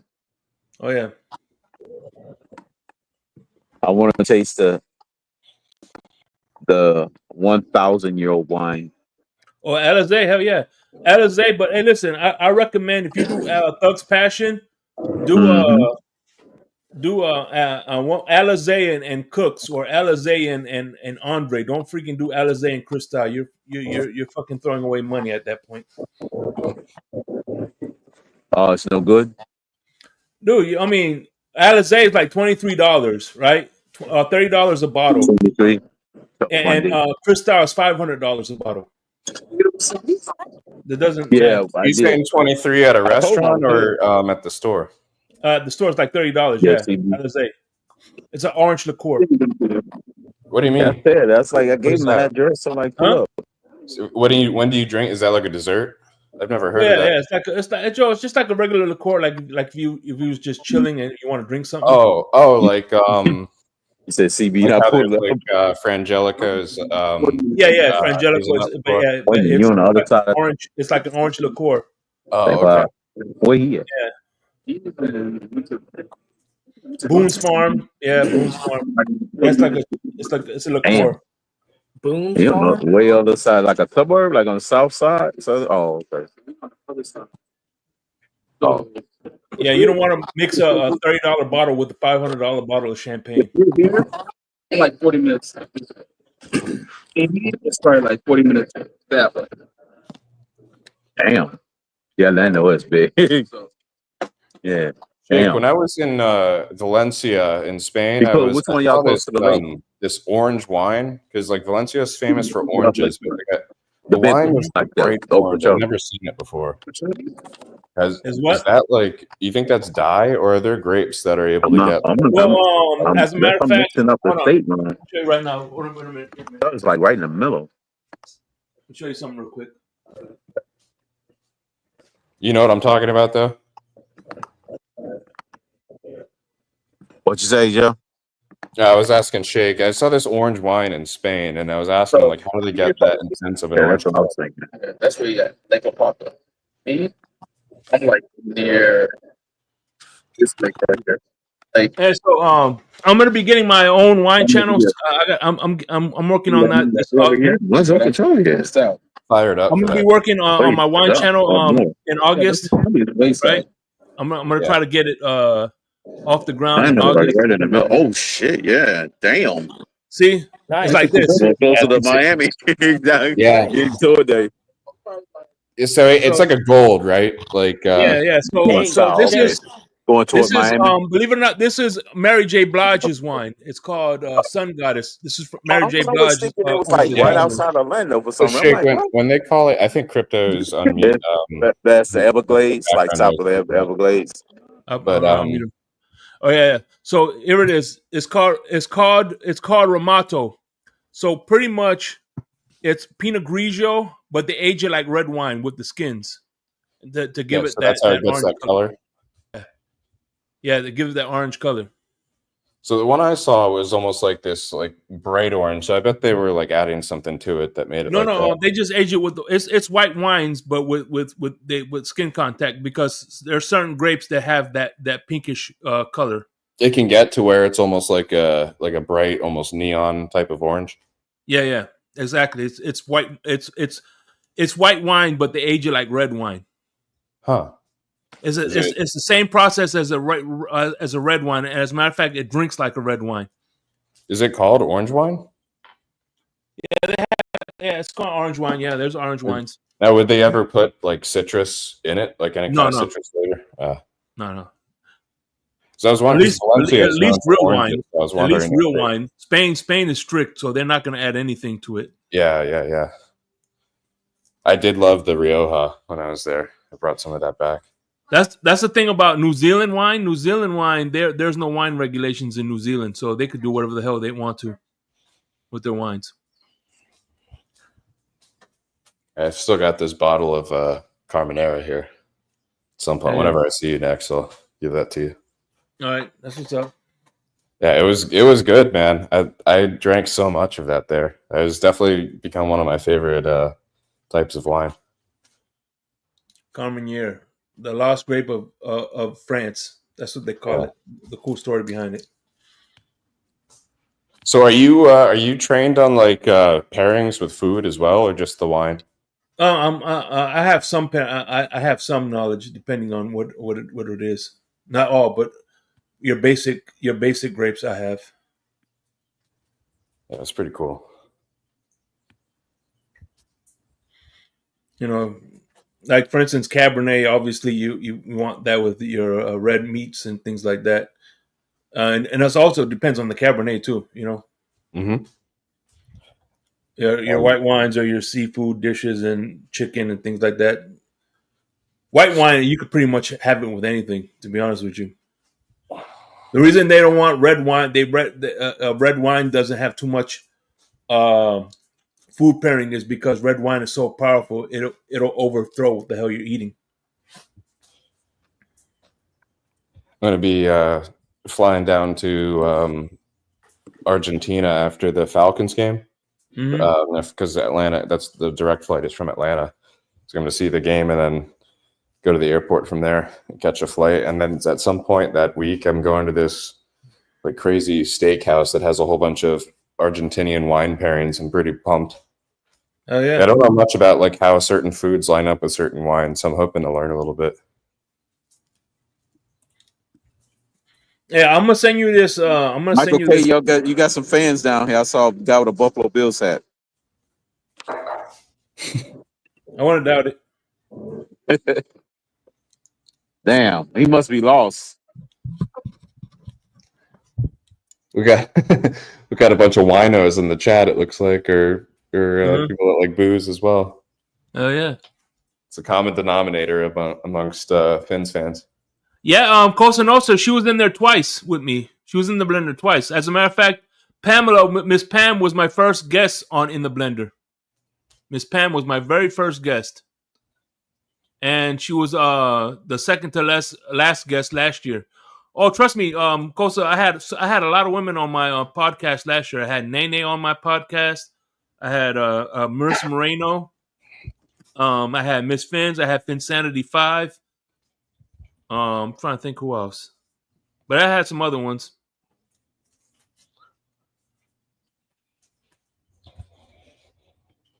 I had a laundry list, you know.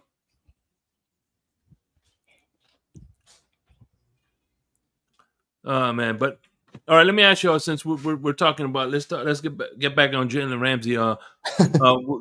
You think that you really think that let's say they sever the relationship, right? Mm-hmm.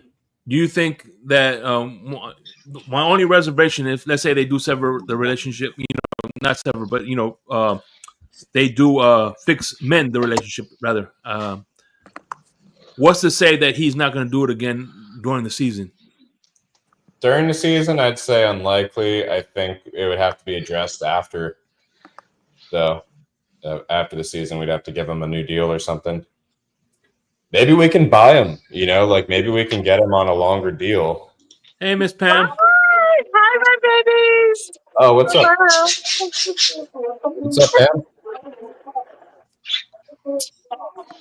Love seeing you guys. Love that Hey, you're by the way, out Miss here. Pam, I don't know if you know this, Pam, but Papa Paul, the West Coast Dolphin fans, they joined the Finns tailgate. I do, and that just makes you more amazing. You were already amazing, but to have Papa Paul and Dolphin winners and Johnny O makes you more amazing. I love it. I love you guys. Appreciate you. Thank you. It's gonna. It's. So, I can't wait. Where are you? Are you having some wine too? out to the yeah. So I'm at Cooper's Hawk in Orlando. Oh my! The Hey, that's where. wine. That's where. By the way, that's where. Whatchamacallit? Hold on one second. By the way, that's where. Nice to meet That's you. where. That's where. Crypto's heading. So we You know, here Crypto's going we're there, right? like Crypto we're is going. club Is going to be there. members. You know what I mean? Crypto and Bon Jovi are going to be there. Not are heading over there. Wait, they're going to the same spot? Yeah. So The come one- here because I'll buy you a drink. Trust me. Classic. Hey, Crypto, you there? You know I love you guys. So we're at Cooper's Hawk. We are wine Yeah. club members, and with that comes perks. Hangovers. Gotta have the perks. Depends on how sweet it is. That's so funny. They would have run into crypto already, probably, had they not had the flat tire. My husband. So September will be our 40th wedding anniversary. So we bought ourselves a anniversary. present. Thank you. Thank you. So Is we he bought going to go golfing again? Oh, hell to the yes. Hell to the yes. Hell yeah. That's what's up. So I Good miss work, you guys. Miss you guys. Same All here. right, peeps. Take money, you know. Like me and you are like rare. Yeah, for sure. So I'm trying to see who else is here. Hey, Crypto, you there? Crypto? Crypto. That's my Crypto, friend. Tonk, Joe Wrist. You might see crypto soon. Oh, Joe Wrist. Dude, love you, Joe. What's up? Yeah. Crypto's gonna be there soon. I'm trying. He's waiting on AAA or something like that. Roadside assistance. Crypto is just that dude, right? He's that dude. I love him. By the way, Rob says happy early anniversary. This winery looks fucking awesome. I'm gonna have to check out this winery. A little further north, I'm there for you. Come to my house, take you on our boat, feed you a good meal, stay at my house. My dogs won't kill you, or maybe they will. I don't know. We'll see. Oh yeah. This winery looks awesome. We got multiple people mentioning it. Can we see what the restaurant looks like? Can you show the restaurant, Pam? So it's Cooper's Hawk. You know, Cooper's Hawk. Yeah. That's what he said, right? Cooper's Hawk. Yeah, Cooper's Hawk. Yeah, that's where Crypto and Bon Jovi are gonna be. They're gonna be there in like about 30 minutes. How long are you gonna be there? Yeah, Bon Jovi and Crypto are gonna be there in 30 minutes. Okay, come on, Poncho and Crypto. Come on. It's really cool. I'll show you around. This place looks amazing. Really nice. It's about 30 minutes from where I live. Not only the traffic that keeps you from getting here faster, but we live on the East Coast, the Space Coast. You know, my husband works at the Space Center, but this is in Orlando, so it's a little further, but well worth it. We love it. The food is great. Bartenders are amazing. I love the Space Center. Hopefully Uber's in your future. No, the husband is the DD. Oh, okay. The princess is sitting out there in my F-150. She's out there. No, she's in my future. So the space is cool. So y'all, you want to come here? Just let me know. Be glad to have you, my husband, Billy. There he is. Oh yeah, that's what's up. He works out there and has loaded fuels for the rockets forever. That's awesome. Want to see a launch? Just come. You know, I Yeah. love you, so. I might take my wife there because she'll be my designated driver. She's my designated driver. This winery looks very My effective. wife don't drink. And she's beautiful, Safe Money. She's beautiful. Thank you. Yeah, yeah, man. It's you know I'm appreciative. You know what I'm saying, for a woman to live with me for 12 years sober. That's that's not easy. Oh, she's beautiful. I love her. So y'all come, and I will host you. Yeah, yeah, yeah. Come on, you're my babies. Come on.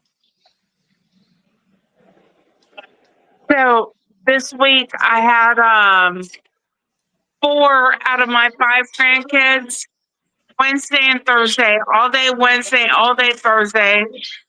Mimi was super busy, right? Super busy. But those are my babies. So if you get treated half as good as my grandkids, good to go. Oh yeah.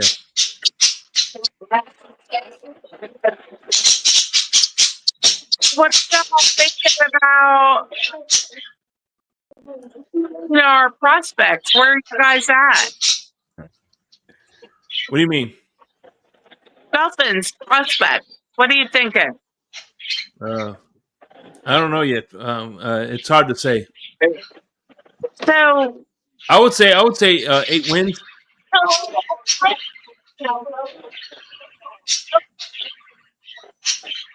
I can see us doing 8 wins. Sam, what's your record prediction? Oh, God's sake. That's so hard, right? Because I want to be optimistic, but I'm not.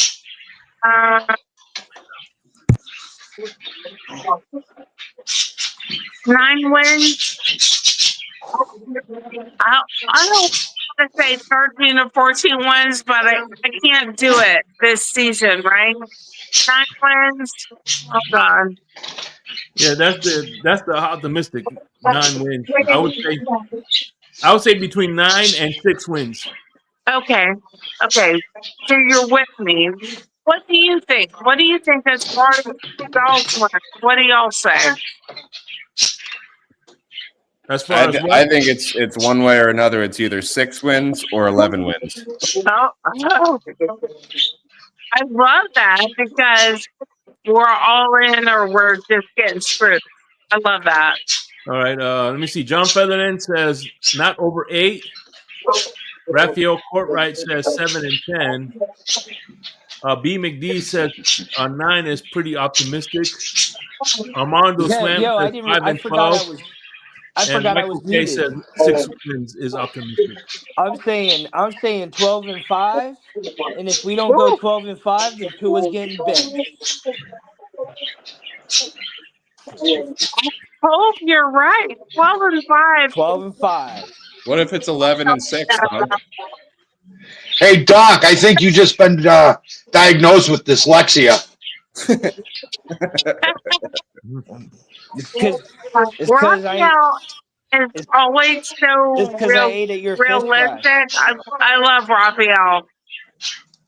Raphael is very Miami Dolphins realistic. I hope you're wrong. Raphael, I hope I'm wrong. No, Armando is dyslexic. You know what I'm saying? Look, 5 and 12. He's dyslexic. Armando is amazing. I love Armando. I love Armando too. Armando Swim is he's the man. He came up one time, so. So you see him at Miami Dolphin fan weekend. Armando is just amazing.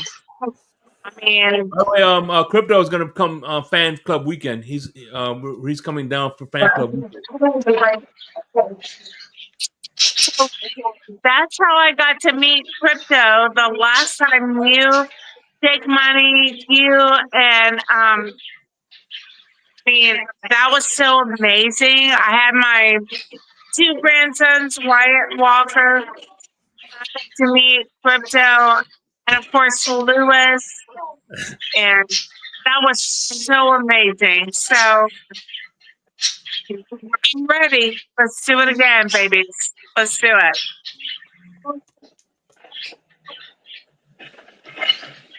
Ah, damn, that's what's up. Hell yeah. Where's Crypto at? Crypto, you there?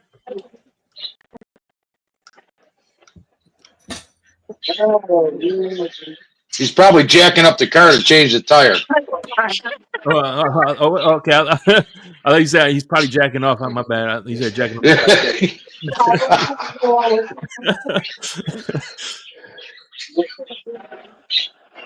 So I'm so happy that Papa Ball and Dolphin winners are now with you guys. Johnny O is probably the most realistic Miami Dolphin fan that I know. He's a total fan, but he's realistic, right? I'm so glad they're with you now. Yep. I'm appreciative of that. And so thanks to El Capitan and Money. I'm just so thankful for that because they're good guys and you guys are good guys. So thanks for being there. Yep, I agree with Costa Nostra. Tua's never had a losing season as our quarterback. So, right? Well, we had a losing. We had a losing season last year, but he wasn't healthy the whole season. So. No, we got it. No, we can do it. We can do it. If the defense can step it up, and we can score more than 20 a game, and the defense can keep it below 20, we can do it. But I don't know. But the playoffs is where we might have to face Aaron Rodgers and the Steelers. It's gonna come down to Aaron Rodgers and the Steelers. If you make the playoffs, you're either playing the Chiefs, Ravens, or Bills. Yeah, I'm saying instead of the Ravens, it'll be the Steelers. I don't think the Steelers can take the Ravens. So I only heard part of that. So the bartenders here, look.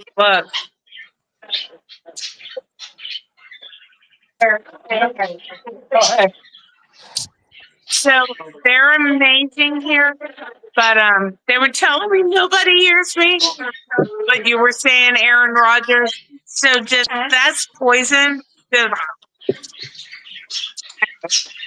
Hi, Pamela. Hey, He's gonna light it up. Yo, what up? He's gonna light it up. He's gonna light it up like medical marijuana in Florida. Hell yeah. He's gonna light it up like THCA at the fucking dispensary. He's gonna be coming up with that Delta 9 for a little. Hey, we talking record predictions here? Light up his own head. So. Hey, what are we talking about here? We talking record predictions? We're talking Aaron Rodgers cooking. So we must not be talking then if we're talking about Aaron Rodgers doing anything besides He's poison. He's poison. He's gonna hang himself and whoever banks on him. He's poison. Aaron Rodgers. Where are my historians at? We got Shake Money. Yo, Shake Money, I got some questions for you. Yo. or anybody who kind of has a good memory, right? Because my memory is garbage. So when we're talking about record predictions for the Dolphins, my question is, does our how do we say it? Like our team, right? What are we known for in the Mike McDaniel's era? We're known for Offense. no, well, we're known for beating the easy teams and losing to the mediocre and advanced teams, right? Right. Yeah. That's the story on the Miami Dolphins, right? Yeah. So I'm wondering this year, if that's the whole true, what out of our schedule, who's the easy? Do we got the easy teams this year, or are we just loaded with those upper echelon teams? I'm saying we can go 12-5. So I mean, are you saying that we got 12 easy opponents? I forgot. I did. I went over this. We went over we did a schedule review a couple months ago when they first released the schedule. And that was just the number that I came out with. I mean, so but did you have in mind the Yeah, what's I think out I there? think that I No, think without the Dolphin goggles on, just going on with the with well, the. and that was before the draft. That was before the draft, and I feel good. I feel good about the draft.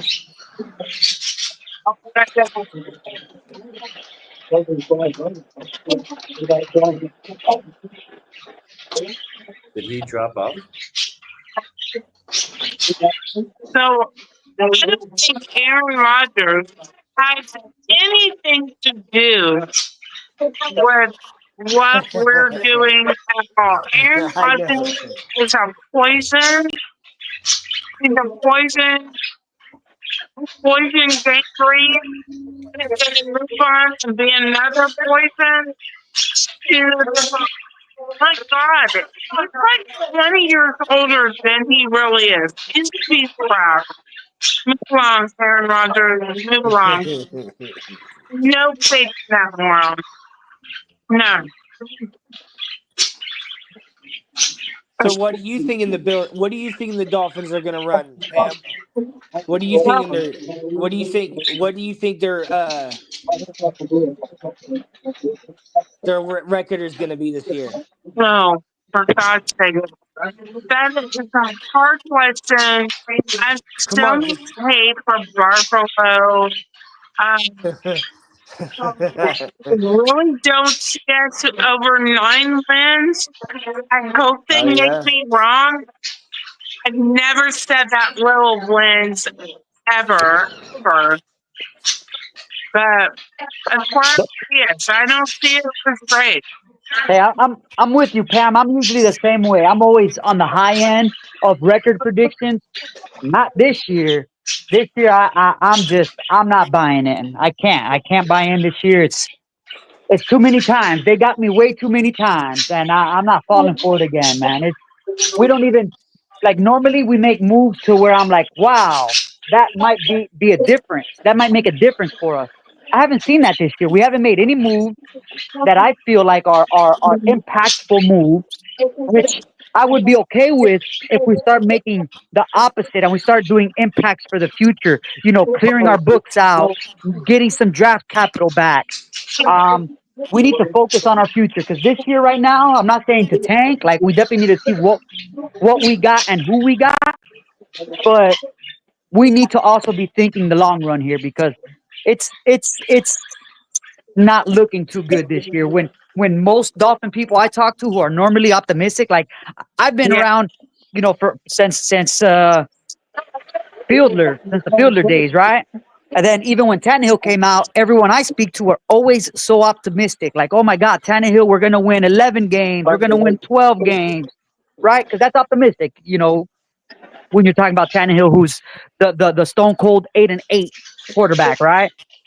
So this is the first year where everyone that I talk to, man, nobody Nobody is given any kind of leeway to this Dolphin team, man. Everybody got this Dolphin team this year, not just the reporters, not just the YouTube guys, but like just people I talk to in general. Nobody is feeling this Dolphins team, man. We're all on the out. Like, oh my God, this team needs to go. So And sadly, that doesn't seem like it's happening. I was on a podcast last night. I was invited as a guest on Jersey Boys. So those guys are Giants fans, right? And they're talking about what they think their future is and what they've done. And I honestly feel like Dolphins look just like them. Like who we have drafted.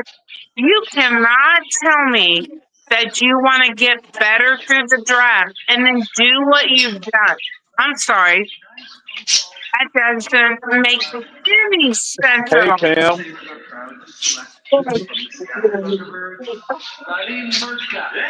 So, Wow, that was cool. The Goo Goo Dolls just announced the Sabres draft pick from Seattle. Hey, Doc, the Sabres got a player from Seattle. Cool. Cool. Jesus Christ. Sorry. 6'6", 218 the kid is. Man, he's a monster. What position? Defense. From Czechoslovakia. Oh, okay. Check here. I'm related to him in some way. Why, are you a Czech? Yeah. So am I. Who's Czech? Me. No, who is the person I said they're Czech? I. Donk? Yeah. Donk, Oh, no you're- kidding. You ever Yeah, been that's to like Prague? half of my ancestry is Czech. You Well, should go yeah, to Prague, dude. almost half. A large Look at some- percentage. When I went there, I paid Like, beer. Czechoslovakia, so I don't know if regionally how much difference that makes. Well, it was Czechoslovakian back in the day. Yeah. Back in the 80s. Czechia, if you're there, but You going to the Czech Public? Who's Hey, that? by the way, Crypto, you there, Crypto? Yeah, I'm still here. Oh, you missed it, man. So you Oh, know, wait, no. Pam is at Cooper's Hawk, so you might see Pam. What happened? Pam is at the restaurant you guys are going to. Oh, she is? Mm-hmm. Yeah. She's hammered. Oh, I ain't know that. At the restaurant we're going to. Yo, who said that, dog? Who said that? That's what Shake said. Yeah, Pam's not even in our area. Bullshit. He said she's hammered. Mike needs to mute Is that because winery looks people are effective? hearing the He said, birds in the background. he Can't said hear Pam nobody. not in the area. Who's in the bird cage? Who's in the bird cage? Michael K., you need to mute yourself when you're not on. He like Yeah, that, Why? that's also how he's like Ace Ventura. Why? What am I doing? It's the parrots, bro. It sounds like you're in parrot jungle. Nah, it's my Can't hear cockatiels. I anybody. like it. It's my cockatiels. I don't even hear them. No, we hear them big time. We I can don't hear even- them, and they're It's because you got Can't talk. earplugs in. I don't know. I'll go into a different room. The Sabres just picked, so I don't have to be in the TV room. Is that better? He's got Bluetooth. yeah, because we couldn't hear anybody.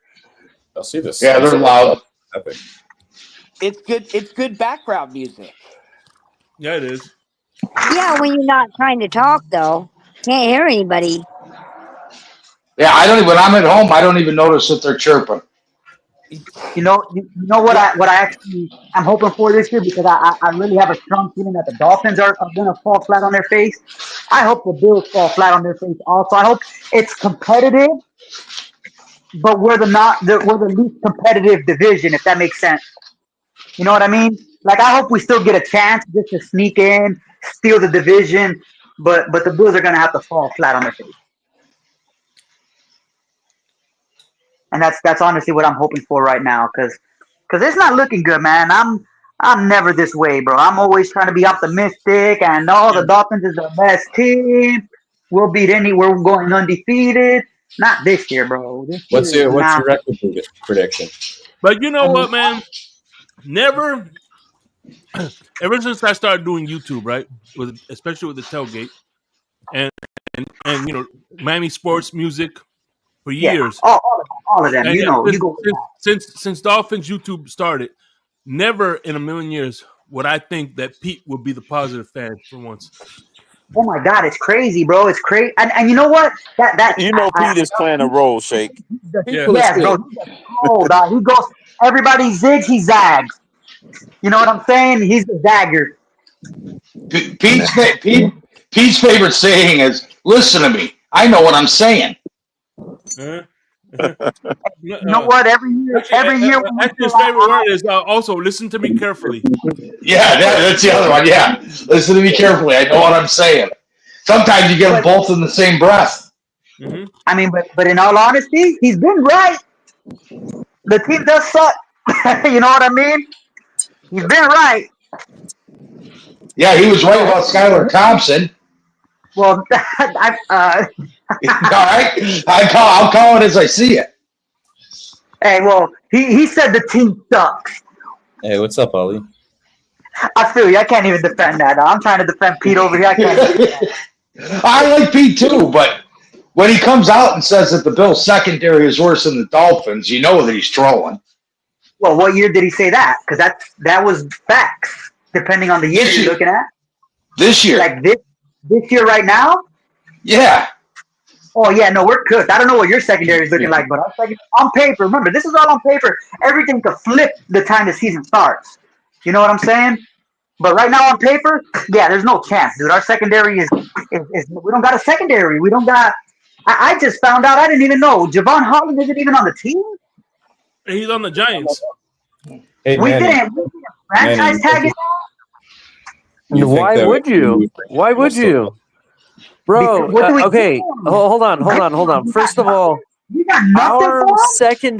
our secondary was no better than at best 21st in the league, bro. We went from 3rd to 21st in the league. I'm sorry, Ramsey was trash. Javon Holland was trash. Nobody stepped up. We had guys, undrafted free agent rookies like Storm Duck playing. Right? Storm Duck actually held his own. He actually, I will argue because he didn't pan out for us doesn't mean that he's not talented, and we should have got something for him. You're telling me we didn't get nothing for Javon Holland? Nobody wanted to pay him. Nobody wanted to pay him. I don't want to pay him or anything either. Franchise tag is look. Get anything. Don't waste the first round pick. Franchise his tag, and then he gets top dollars, so nobody will give us anything for him, bro. Where did he go? He went to the Giants. He went to the Giants. What deal did he sign? A 1-year deal? A 1-year No, deal? he got like a 3-year deal, but it's nowhere near max money at all. Nowhere near max money. But here's the deal. I could understand you would fight that hard to keep Javon Holland if he was actually playing to par. But he was playing like trash. Everybody else could see it, so nobody really wanted. And who knows? Maybe we did try to trade him, and nobody wanted to give us anything. Who knows? Something, dog. That's another wasted first round pick. He wasn't a first round pick. He was not a first round pick. No, he was a second round pick. He was a second round pick. I feel you. Yeah. Was he the one that was crying with his cat or his dog or something? Yeah. It was a bobcat. One of those bobcats, the Sphinx. Okay. Sphinx. I wasn't sure if that was him or not. Look, I would argue that our secondary can't be any worse than what it was last year because it was non-existent last year. Well, you know, and the Bills, believe it or not, the Bills secondary wasn't bad. We just couldn't stop the run. The Bills just couldn't stop the run last year. And tell me Poyer's off the team. Poyer better be off this team. He's gone. He's already gone, bro. He's already gone. Woof. Thank you. The only play, listen, if you actually think about it, The only play that Javon Holland really stood out last year was that first game versus the Jaguars, and he's kind of the reason we won that game in the first place. Even to add to that point, Javon Holland was really only ever really good when he was behind X. When X was on the field, Javon Holland did better. He needs a good corner in front of him. That's actually kind of a good point. That is kind of a good point. I never thought of that. So yeah, that is a good point. We'll see this year. He's a depending on type of safety. You know what I'm saying? Well, Yeah. in our history with defensive backs moving on to new teams, they've done pretty well. So we'll see with Holland this year. Yeah, I'm kind of hoping. I'm hoping Kader Kehu, he's over with his sophomore slump. You know what I mean? I'm hoping he comes in this year better. We'll see what happens. I'm kind of intrigued by this kid that we picked up from Florida, Marshall, I think his last name is. I'm kind of intrigued by him.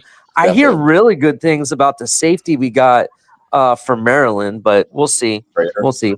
Yeah, is that the one that Crypto scouted since he was in elementary? Yeah, supposedly Crypto swears by him, so that's what Crypto is putting his name out there. What'd you say, Ali? The kid that we got from Maryland, the safety that you said that is the next big thing. The safety from Maryland. Yeah, he's pretty good. He's a he's a tactician. See, that's what Crypto's saying. Now, hold on. Our tacticians, those are the ones that do the hair of the people in the funeral homes. You're gonna get a copy of it. Huh? What'd you say, Shake? I said a tactician. That's the guy who fixes the people's makeup in the funeral home. Yeah, I guess that's so. a mortician. That's a mortician. I thought that was a mortician. Yeah, that's a mortician. I thought it was a taxidermist. Is this where you're going, Shake? The mortician. Yeah, that's where I'm going. Hey, that's where the Dolphins are going. Nice. Hey, real quick. In regards to Marshall, the corner we got, one thing I really like about him, he's not afraid to get his hands dirty, and he looks like he could be a physical back. So I kind of like that in a corner, to be honest. So we'll see. We'll see what he does, but I'm kind of intrigued by it. I'm tired of these small guys, bro. I want some 6-footers. I want 210 pounds. Fuckers. I want some real football players, bro. I'm tired of these little ass football players. Tired of them. I get you. Michael K, on the other hand, he loves it. He loves midget porn, so he loves this small guys running around. I mean, I can't find it. I can't find it, man. There's so many channels. Oh my god. I'm tired of it, bro. I get you, bro. I'm tired of it too myself. The corner I wanted was from Iowa State. That kid, I think is going to be special. He was like 6'4", something ridiculous. Yeah, I was honest. Honestly, we're talking about Peter Cole. Darian Porter is who I was thinking of. Go ahead. Smith, he's got to turn it around, bro. He's got to turn it around. You know. And that's the other thing. We have Cam Smith. We don't even know what he has. Let's throw him to the fire and see what he has. Who knows? I feel you, but that's not a good sign. Like, they know enough of what we have to know to not put him out there. Yeah. And maybe he didn't earn it. He could be one of those guys that they were talking about that was missing the meetings and going out late. Maybe he was one of those guys. You know, maybe he's one of those bad culture guys. And he was showing up late, and that's why Big Fangio said, "Dude, I'm never going to start. You can't come into my meetings. I'm not going to start. You're not going to play on my team." And that's probably why he did it. He had a falling out because maybe Mike McDaniel was like, "Look, it's not that important. If they miss the meeting, just let them play." I think Fangio had an issue with Cam Smith. I think so too, but I don't think it was about the on the field play. I think it was about the. I kind of think that in the training room, in the classroom, I feel like maybe he wasn't a good classroom guy. Real quick, think about this though, right? Knowing the fact that Fangio has been successful wherever he goes, the guy. I mean, at one point he did have our defense playing like a top 5 defense. At one point, that's a fact. You can go look at the stats. At one point during the season, he did. And then on top of it, he goes 1 year out. He goes to the Philadelphia Eagles and wins a Super Bowl like it's nothing, right? So my point is, the reason I'm bringing that up is the fact that if you really think about it, if we're really having accountability issues with players not coming to practice on time, not coming to meetings on time, and all of that, maybe Vic Fangio wasn't the problem. It was really all these freaking players that are doing that. Even Javon Holland told him to kick rocks. That's probably because he said, dude, you need to start being a man and actually come to meetings and take it seriously. That's probably why he said that. So I'm so with you, bro, because the people these days growing up, I don't want to call them kids because they're Tua adults. told him to kick rocks. I think Tua told him to kick rocks too. probably, but I know Javon Holland did. He made a video. Tua's the I got your back guy. You know what I'm saying? So he's got his teammates' backs. He seems like the whatever you're with, I'm with type of guy on the team. And that makes sense, bro. I bet you that was the issue. Vic Fangio was like just reprimanding them, telling them, dude, you need to coach. He was coaching them, bro. You can't tell me Vic Fangio wasn't coaching them. And some of these guys don't want to be coached. They think they're all that.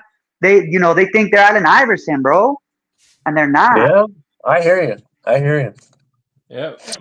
Especially in and I want you to think about this too. One of the reasons why I think they're having issues with Jalen Ramsey is because, now, like you said, what you were saying about Cam Smith, about him not showing up to practice and things like that, he's probably emulating what Ramsey's doing. So he's following the leader. So if Ramsey is not showing up to practice, is not studying film, they're going to want to do what Ramsey's doing, because Ramsey, they're like, well, he's won a championship. He knows what he's doing. So Ramsey is Allen Iverson. He could do that. Practices and win a Super Bowl, so can we.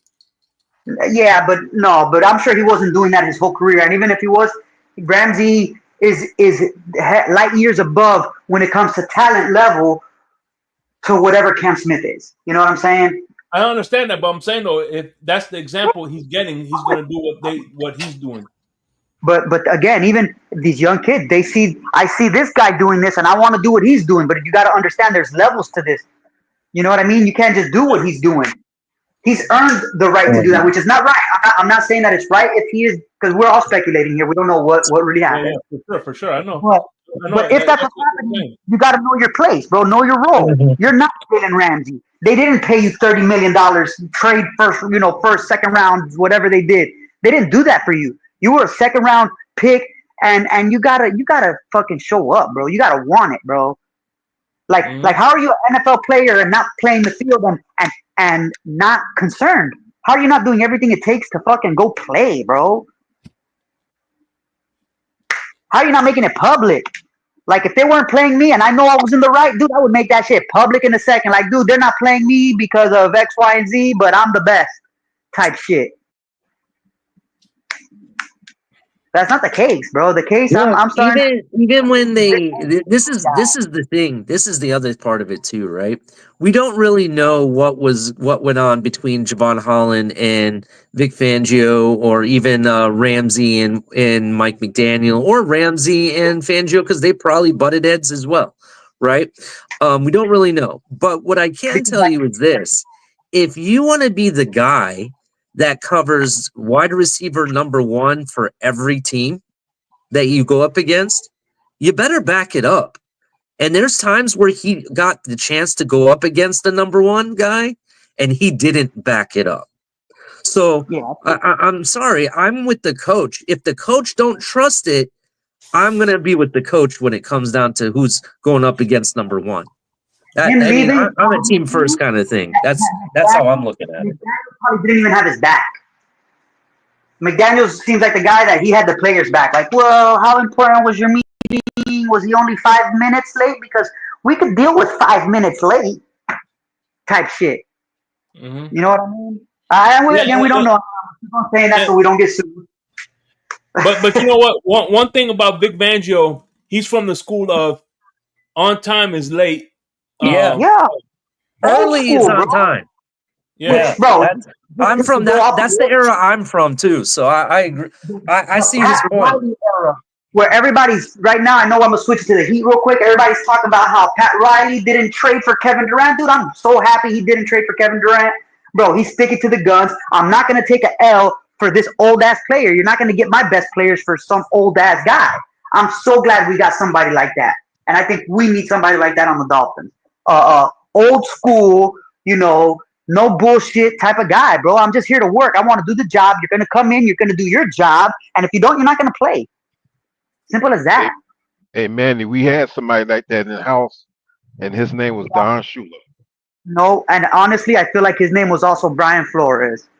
Yep. Yeah, I agree. You know what I mean? I feel like I was kind of mad at him, but as the years go on, like I think he was he was probably the answer. I think we should make a public apology, be like, Brian Flores, we are so sorry. Will you please come back? Hey, but you know what? You know the difference between Pat Riley and Chris Greer is when LeBron James tried to throw Spoelstra under the bus, he's like, no, that's the coach.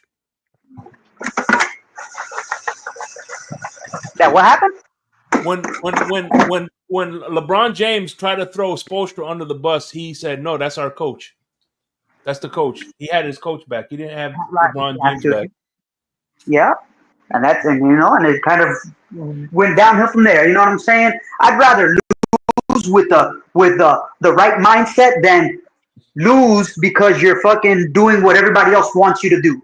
If you know what you're doing and you trust yourself, bro, I would rather somebody who would go down fighting for what they believe in and what they think is right than them going down following the instructions of somebody else. Because then you're not even in charge. If you're in charge and you got confidence in what you're doing, don't worry about what nobody else thinks. And that's what Pat Riley does. And then Chris Greer, I guess Chris Greer does that too, but he's just doing it. I feel like Chris Greer is doing it not for winning, where Pat Riley's all about winning. Chris Greer doesn't seem like he's all about winning. He's all about winning the bank check and making sure we sell tickets and making sure we got the good names and making sure we're in the newspaper and everybody wants to talk about the Dolphins. Actually, that's Garfinkel. If you, I don't think that's Chris Greer. That's more Garfinkel. Okay, well, why do you have a play that is taking orders? That's the Department of Miami efficiency. Mm-hmm. Like Shake said. I understand what you're saying about Greer, but to be 100% fair, he could just be following the orders of the upper hierarchy, which is Ross. Ross could be like, listen, we're here to make money, or whatever. But why do you think he's been here so long? Because he follows what the guy. He's a yes guy. He's a yes guy. That's exactly what he is. I know profits are doing great. That's without a doubt. Their profits. I will say this. I'm more receptive to trust Greer when it comes to player evaluation than I do Garfinkel or some of these other people that supposedly are in the room making decisions. Look at it. Every year, Greer brings in some undrafted free agent that ends up starring. You know what I mean? That ends up doing something here. So at least I can trust him for that. He usually, except I will argue, maybe not necessarily the 2 a year, but usually on his first round draft picks, he's been okay. What's his name? Jalen Phillips has been good. You know what I mean? Chop Robinson's been good. Even what's his name? Who was the big time offensive tackle that we got, and then we ended up trading him for a bag. What's his name? Oh, you talking about? Tunsil. But yeah. No, hear me out with that. He had three first round picks. He got Tua, he got Jackson, and he got Igbenogany. You know what I'm saying? Like those are 3 first round picks. And just look at those picks and look at everybody that we passed on. Oh, I completely understand. But if you really look at Igbenogany, he did play in an NFC Championship game. I mean, come on. That's something. And he's gotten further than Tua. I will say that. He's still, he could still be the starter over there too. In fact, I think he's with the Commanders, if I'm not mistaken. Yeah, he's with the Commanders. Correct. How many picks he got? How many what? Picks. How many picks he got? See, I don't know how many picks he has. I can just tell you he's the starter over there, though. I can guarantee That's you what it's I less can than tell 3. you. I can promise you it's less than 3. You know, he's not the factor. They didn't make it to where they were because of him. They made it to where they are because of that offense, bro. And they were in sync. I They were get you. moving I'm not together. saying that he was the X factor. I'm not saying that. I'm No, just no, saying that, you know, we like to trash on him. I get it, but since he's left, he's been actually halfway decent. That's all I'm yeah, saying. he's not a bust. In other words, he's not a He's bust. a bust. Yeah. He's a bust, bro. He's a bust because he Nah, wasn't the difference maker. He if was a he if spot fitter. man if he's a bust, then why is he playing on a championship team? If he's a What bust, championship is he playing on right now? He got signed to the Eagles.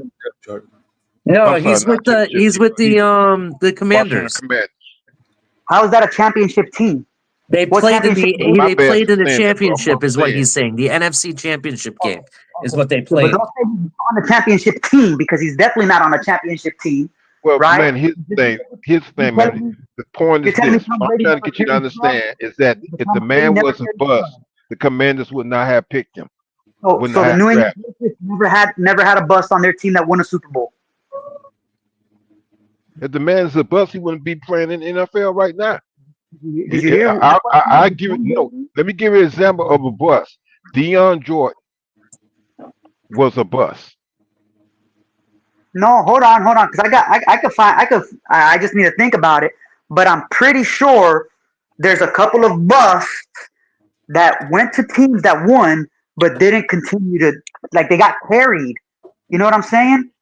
That defense, nobody was talking about nobody was talking about the Commanders' defense. The only thing anybody was talking about with the Commanders was Jaden Daniels. That's Okay, all but the man anybody is was playing. Well, The hey, man come is on. playing the defense. I agree, disagree because the defense did play a big part in that. I'm not saying it was because of no monogamy, but the defense that's did what play I'm a big saying. part. So, real quick, Manny, real quick, win. Manny, just real quick. I'm sorry. I don't mean to, I apologize for interrupting you, and I know you probably dislike that, but I got to get this off real quick.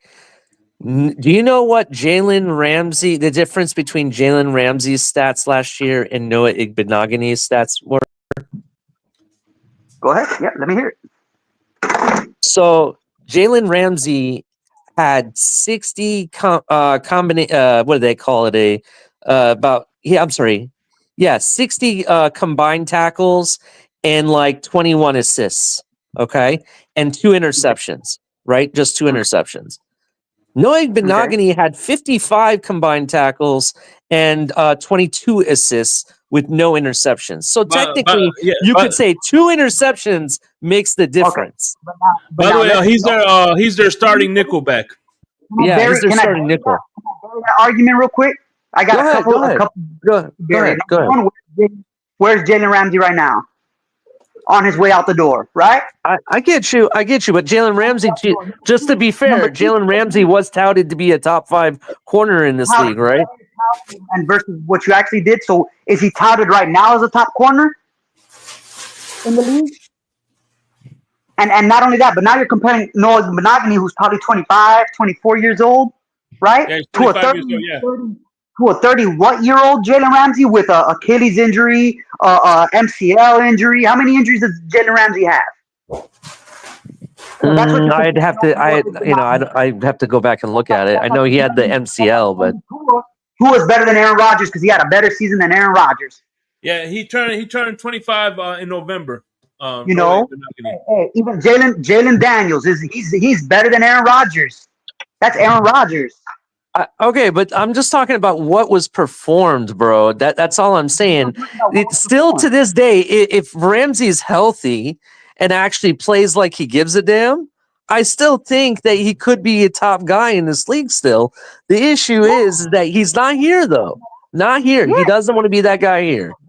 So comparing Noah Benogany to a guy that's not here.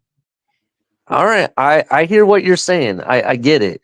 All I'm saying is that I think Noah was a bust for us, but not for everybody else. That's what I'm saying. Agree. Agree. Buzz down like Wiz Khalifa, bro.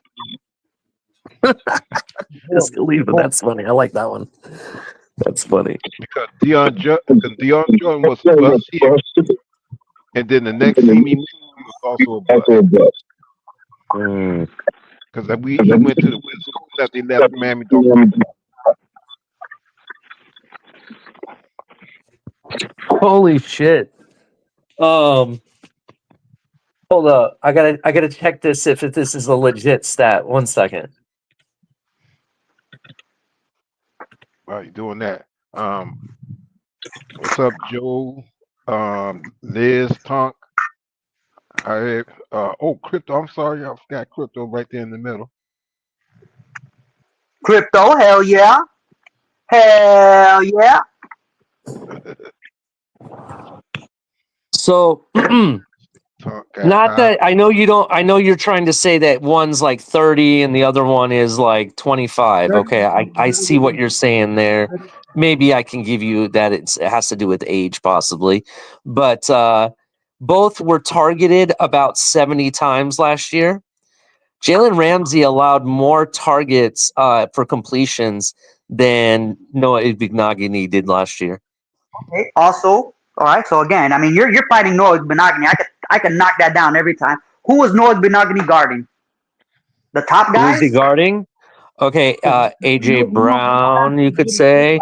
Devin Smith is over there. Who are all the NFC wide receivers?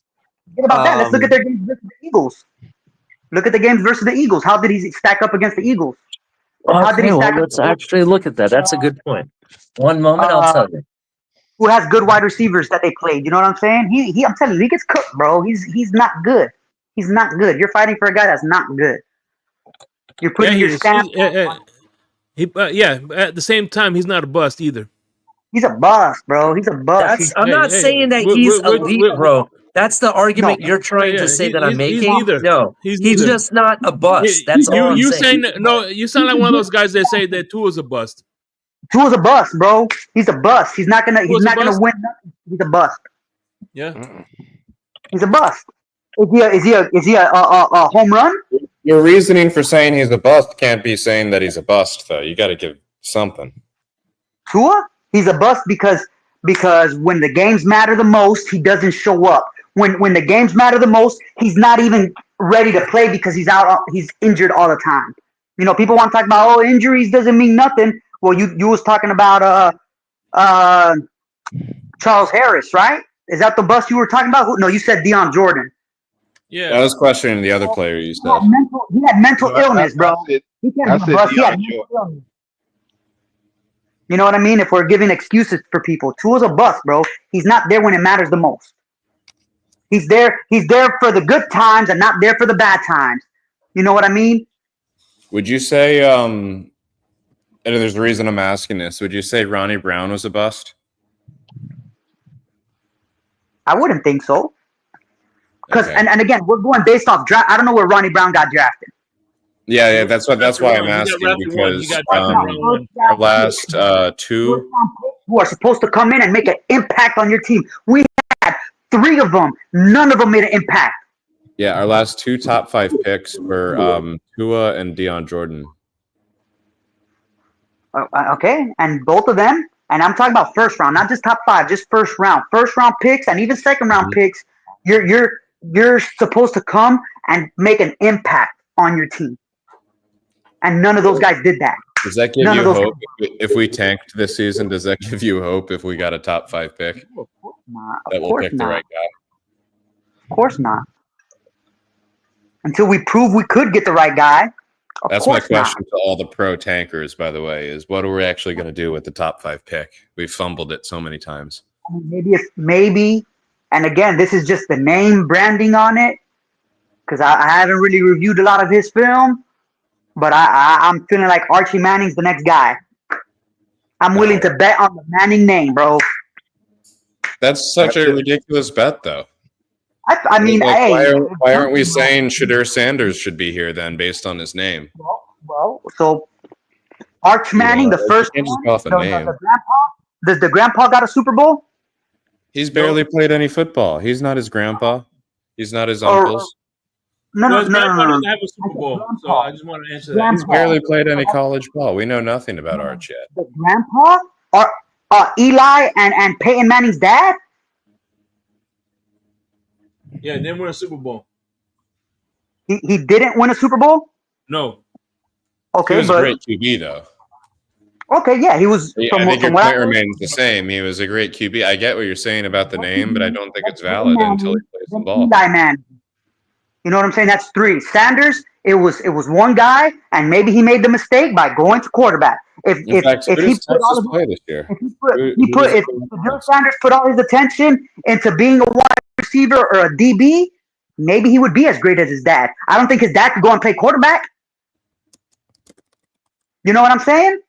Maybe he picked the wait, wrong. that's right. August 30th, you see Texas at Ohio State. We'll see what he's made of there. He let his dad, guide him the whole way, and it's all about the bag. So he's like, you better play quarterback because quarterbacks make the bag. You know what I'm saying? But maybe he may not even get the bag because he may not even get a chance to prove himself because he might go down. He's going to the Browns, and you know what happens to Browns quarterbacks? We're only 2 months away from that game, by the way, where he's playing against NFL level talent when he plays Who? Ohio State. Archie? Yeah. August 30th at Ohio State. That's the ultimate Yes, which test. I very might be at that game. Very might. There's a big That's chance. a sick game to be at. Something to be excited about. Yeah. Archer's But not. we I ain't mean, getting he's them. not. We ain't getting them. See. We ain't getting them. They'll pull the Eli Manning. Hey, That's Shane, another we thing ain't about Uber that man. talk. Huh? And also, Arch may not even come out after this year, so he may be 2 years Exactly. away. He's young, and There's talk that he might years not away. come out. which again, I feel like maybe we should kick rocks on two already, bro. Like he's not. You cannot rely on him to be healthy. You just can't. And if that's what you're gonna put the franchise behind, somebody who's proven that they cannot be healthy, like that's a bad look, bro. We need somebody who's not injury prone.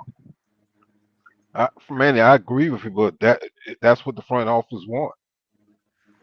And that's what I'm saying. The front office right now is garbage. It's garbage. Basura. They don't know how to draft. They don't know how to bring in coaches, right? The coaches that they do bring in are specialized. So Brian Flores, you know what his flaw was. His flaw was, he couldn't get that offense going. The defense was bailing out Brian Flores. And then Mike McDaniel comes in and the defense falls off the face of the earth. You know what I mean? So what we need is a coach who could come in and kind of already know offense and defense. I'm tired of getting these specialized one-way coaches who need another coach to come in because Brian Flores needed a offensive coordinator to come in and run the offense. And then now, That's way more Mike common McDaniel now. needs a defense. Who would you want as a coach in that? That's like got experience in both, or just experience as a head coach? Who is your ideal coach if we fired Daniel this year? So that's available. Yeah, or that you think would be available Going into I don't think next year. But coaches along those lines would be, Sean McVay, basically the whole tree where fucking Mike McDaniels came from. Oh, Sean McVay. So in that tree, guess who's there? Chris Shula.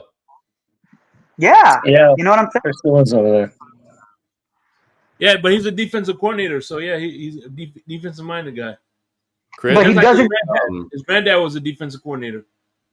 But he's not relying on a specific offensive guy to come in and run his offense. You know what I'm saying? He's the man in charge. He's not deferring to Vic Fangio. He's not deferring to whoever the fuck was the offensive coordinator when Brian Flores was here. What was his name, bro? Are you talking about the co-offensive coordinator? Yeah, you know what I'm saying? Like deferred to them. Yeah, offense. Well, you're right. Huh? You talking about Warrior? I don't remember the name like that, but I just remember Brian Flores always deferring to this guy. It was Godsey and Stoodsville. Oh, okay. No. It was after Chan Gailey you're talking about, right? Yeah. Yeah, yes. After that, like, Yeah, and again, that was the and then there running was back Cam coach Jordan's and someone offense. It else. wasn't Brian Flores. You know what I'm saying? Yeah, it was Okay, I Stoodsville. thought you were talking about defense. Okay, gotcha. Yeah, Chris Shula, I think, would be the most intriguing to come here if we do move on from Mike McDaniel, and if for whatever reason Weaver is not available or we didn't like what he produced. I think that would be appealing for Ross, a move for him to make. Given the Would have last been a name. great coach. Jim Harbaugh. And to be honest, the Rams, I think, have overperformed the last few years. Everyone thought they were going to be kind of shit after having to move on from Aaron Donald and spending all that money on their championship run. And then they did a quick turnaround. Yeah, I mean, but that's good coaching. Yeah.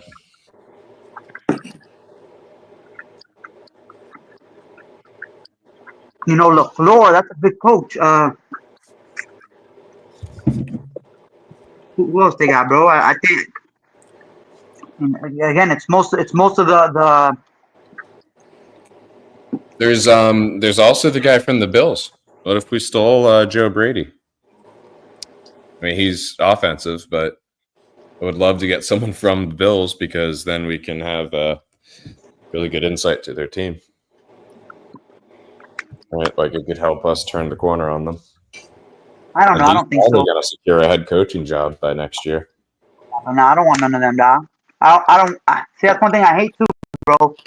When we go to the in division and it doesn't work out, like that's so embarrassing, bro.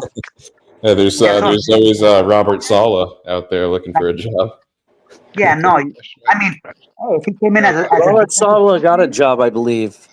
I forget with two, but a team did hire him. He's back But with not as Shanahan. a coordinator. Yeah, he's Back on with the team Shanahan. now. Oh, is he Is back he with a Shanahan? coordinator? Okay. Yeah. Oh, Yeah. he's in He's back with the Niners. 49ers with the Niners. Yep. Yeah, but he'll be looking for another head coaching opportunity. Who wouldn't after an experience with the Jets? That's true. I mean, he was. To be fair, I do think that he's going to bounce right back because he's a pretty good defensive coordinator. We'll see if another team gives him a chance. I could see. Go ahead. He took the fall for a bad organization. Yeah, they turned on him real quick. Did they fire the GM? Or do they still got the same GM? Look, they've been. I don't know if they fired their GM, but I will say this: they have been. People have been falling for that team left, right, and center. Everybody goes there to die, bro. And now it's going to be that guy from the Lions that just went there to die. I feel bad for him, to be honest. Who went there? Who they got? Defensive coordinator of the Lions. Oh, well. Glenn, I think his name is. I can't remember his name. Do you guys think he's a defensive coach or an offensive coach, or would you say he's well-rounded? He's a defensive coach. Aaron Glenn. But he's got the highest fucking rated offense, bro. He's got the one of the. I know at some points in the season he was the highest rated offense. Maybe at the end of the year it fell off a little bit. But dude, ever since he became the coach there, bro, they've been firing, bro. Like their offense is on point. They be scoring points. They don't care about defense because they're just scoring points. It's okay. Y'all can put up 30. You're going to put up 40. And it's hard to figure them out. Not like us where we put up 40 and then the next game that's zero. They figured us out. I think a defensive head coach works when you have a QB that's an experienced vet that's proven or at least on his path to leading the team, where you don't have to rely on the coach to lead the offense as much. Or you have a really, really strong offensive coordinator. Or a good quarterback. Well, that was my point, is you got to have the QB. Oh, by the way, Jets former GM did get fired. He's now with the Eagles. Doing what? As a scouting person. Yeah, I mean, I do kind of like Saleh. Maybe not as a head coach because he's one of those guys where it didn't seem like he could get the offense clicking. You know what I mean? But his defense was good. Yeah, he always had good defense. I'll agree. You know, I feel like I feel like if you're a head coach coming in as like an Good. offensive guy, I feel like you should make sure you go in there and whatever you're good at, let it ride and focus on what you're not good at. Where I feel like they're leaning too into their strength, where it's your strength already. How about you focus on your weakness? You know what I mean? Mike McDaniels came in and he's all offense. Same thing with Brian Flores. He's a defensive guy. He comes in and he goes, all full sails ahead to defense. And he doesn't. And it seemed like he wasn't worried too much about the offense. And we could be wrong, and I'm sure they're wrong. I'm sure they gave a little bit of a fuck, but it just didn't seem like they were more passionate about what their specialty is. I think that's fair. You know what I mean? And they gotta stop that. Like, bro, you're already good at offense. Get your offensive coordinator, teach him everything you know, and let him handle that. And you could easily go and correct that. Where you need to focus on fucking defense, bro. Well, I mean, Manny, to me, it sounds like you want a head coach who has head coaching experience because everyone starts on one side of the ball, and the only way you get experience on both sides is by getting to that head coaching spot. Good examples of people who did opposite, where they were known for one thing because they were the defensive coordinator, but ended up like I don't want to say it, but Bill Belichick. Look at John Harbaugh. John Harbaugh was the perfect example of, because John Harbaugh was a special teams coach, and John Harbaugh got to. That's awesome, crypto. Yeah, John Harbaugh. They deal with offense and defense, which is another thing too, where the player coaches might be something to look into. The ones that played ball. Yeah, especially if you're a Dolphins player. That'd be awesome. What do you Get mean? Jason Taylor in there. But, I mean, maybe if I wouldn't mind Ron Armstead coming back to the Dolphins as a O-line coach. Kosa, you ain't wrong, Kosa. That's a good. Hey, by the way, do you see Crypto? Do you see Pam in there? Is Pam there or no? I saw Pam down in the chat. What you saying, Joe? That's a good idea. Bring Armstead in as a coach. Have him shadow Butch Berry for a year. Yeah, but Butch Berry was straight. What you said, Manny? So how about if you're Ron Armstead and you come in and you become a D-line coach and teach those D-linemen how to finesse the O-line? Does that not, like, I don't know because I've never played and I'm just casual or whatever, but does that not work? Like, if I'm a wide receiver, can I not teach a cornerback how to cover a wide receiver? I hear what you're saying, but I think you still need to know the nuances of the position. Yeah. But as a cornerback, you don't think you know the nuances of a wide receiver? I think that's why they have like they probably put them in certain trainings and film and stuff together. Like, I feel like that would be you're knowing where to jump the routes and stuff as a DB, so therefore you could teach your wide receivers how to get past which is that. what I was always under the impression where, like, if you have a good cornerback, he should be making your wide receiver that much better because in practice he's teaching the wide receiver of things not to do. Same thing with the cornerback. Be like, yo, I went right because you put your foot in XYZ position or something stupid like that. You'd have to be like a real brain to be able to kind of pull that off. Otherwise, I'd want someone from the position. Like a Sherman, right? Like a Richard Sherman. Yeah, you'd have to have a good way of communicating too, because people aren't going to really respect your opinion if you didn't play that position. Yep, because if you think about it, the Seattle receivers were a bunch of no-name guys, and they turned the fuck up. You know what I'm saying? The Legion of Doom. Yeah, or even after that, when they broke up, but Richard Sherman was still there, they still were making good receivers. They was getting the receiver numbers. I'm trying to think of other people, like when Darrelle Revis was in New York, were their receivers good? Probably not, because them boys always suck. I'm trying to actually wasn't he there for the 2 years that they made the AFC Championship game? Actually, nothing. The Jets always suck, bro. I don't care what they was doing. Who did they Oh, have? I get you. I get you. The Jets always suck, but I'm just saying. I know they made 2 runs, and I think he was there at the time. I don't know. I can't remember who their receivers were. So you do have a point. You do have a Quarterback. point.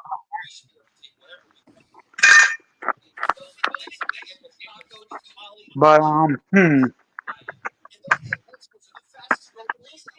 But again, you got to think of the smart guys because I'm thinking of not just good corners because you got guys like Jaden Ramsey where he's a great corner. Why? But then I mean over here you got Tyreek Hill, Jaden Waddle. They're already good. Like I'm thinking of O linemen because I guess we had shitty O linemen, but our D line's so good. Why is our O line so garbage? If they're training with our D linemen, like I feel like it's because they're not practicing like they used to, where they're not going heads up. They're hitting bags all day. They're hitting things that don't hit back. We need to bring practices back, bro, to where there's full contact. You know what I mean? Make the position that much more valuable because injuries is a part of the game. It's already happening even without the contact. I feel like as safe as they're making the sport, there's more injuries now than there used to be. People are missing more games now than they used to miss back in the day. And they're putting all of these rules in place for player safety and player this, and that. Where is that happening? Because it's not. And I could be wrong. I might be going just off of whatever I've seen over the past couple of years. But damn, it just feels like that, man. It feels like they're just not.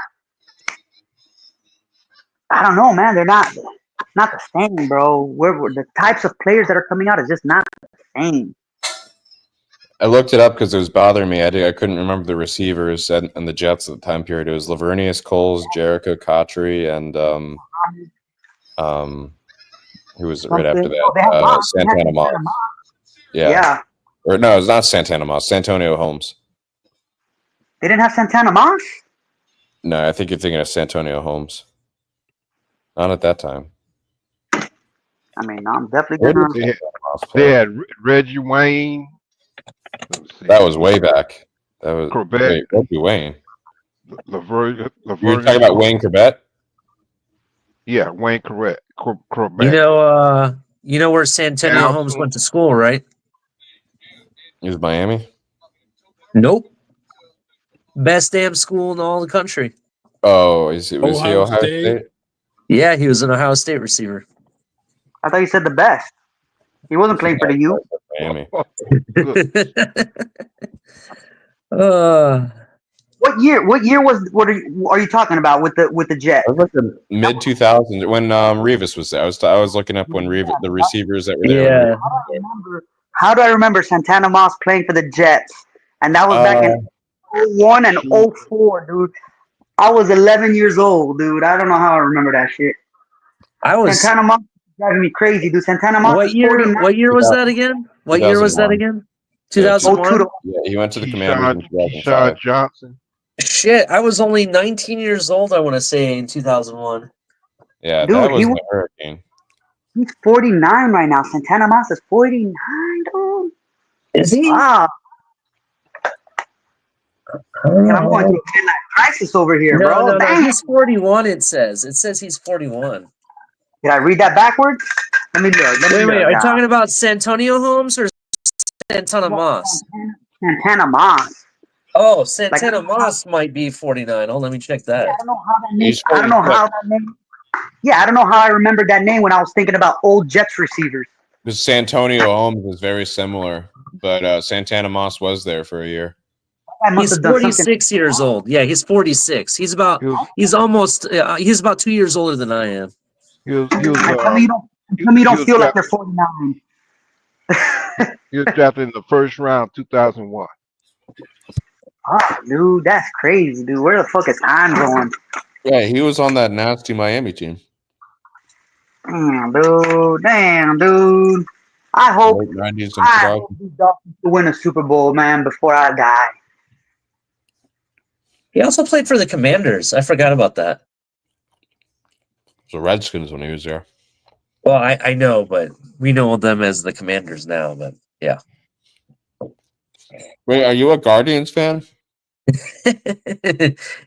Yes, I do like Cleveland. I refuse to call them the Guardians, so I see your point. But yes, I am What an did I Indians miss? fan. Definitely.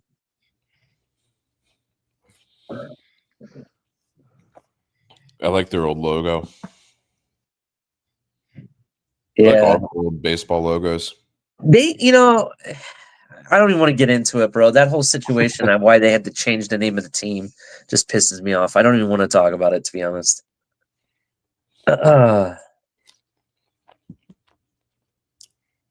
I've met people from St. Louis that don't even want to talk about football anymore because the team picked up and moved back to LA.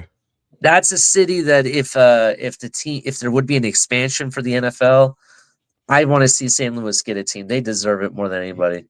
That team, what if you ever read exactly what went down with the Rams and why they moved to LA, they did some shady shit, like big time shady.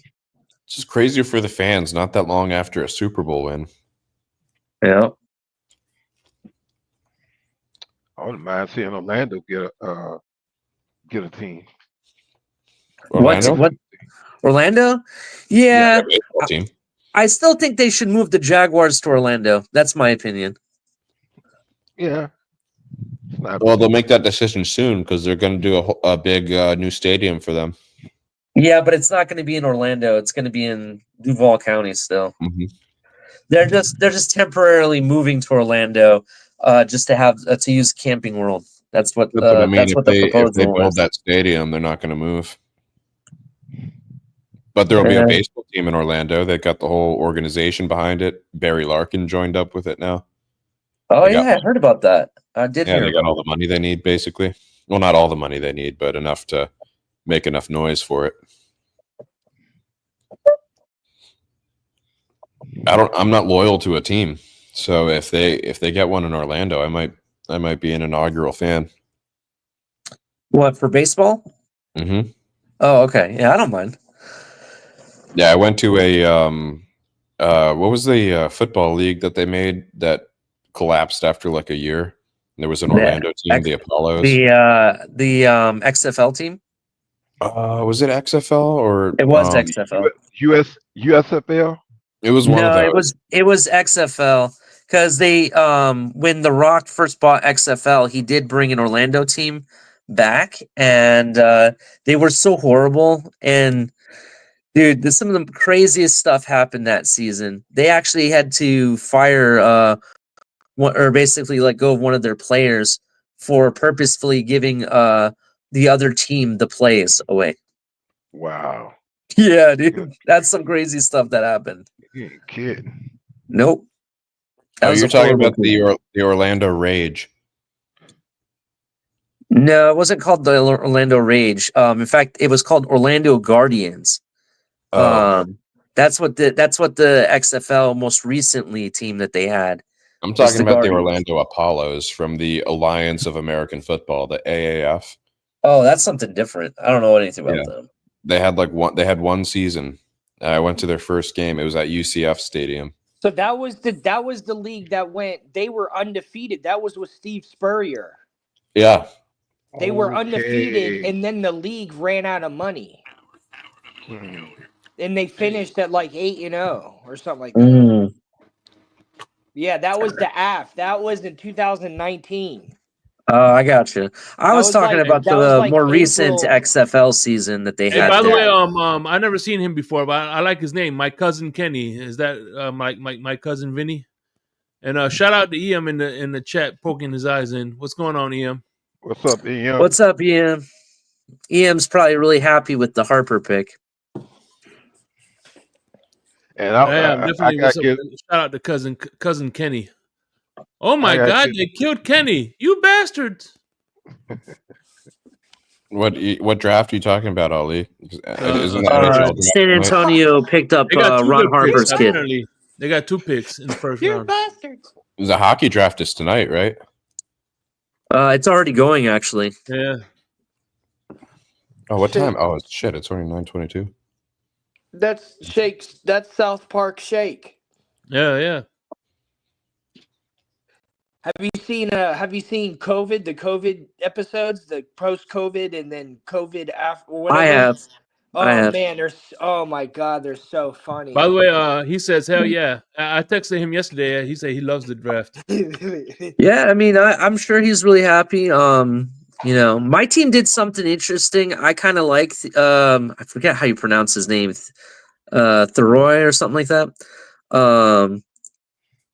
I'm kind of interested to see what he does for us, but we'll see. We'll see what happens.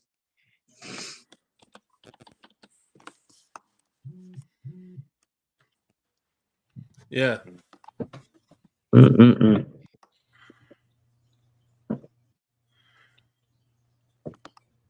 Yeah, man. It's What about the Lakers? What do you think of the Lakers draft? Well, we got that kid from Theroy. I forget what school he went to. We got him, and then for undrafted free agents, we signed some guys I'm kind of interested in. Dixon, who was like the NCAA's highest or leading scorer, so that Are was you a kind of Lakers fan, interesting. Ali? Yeah, I have been for like ever, like pre high school. Gross. Did the Lakers draft any more ball kids?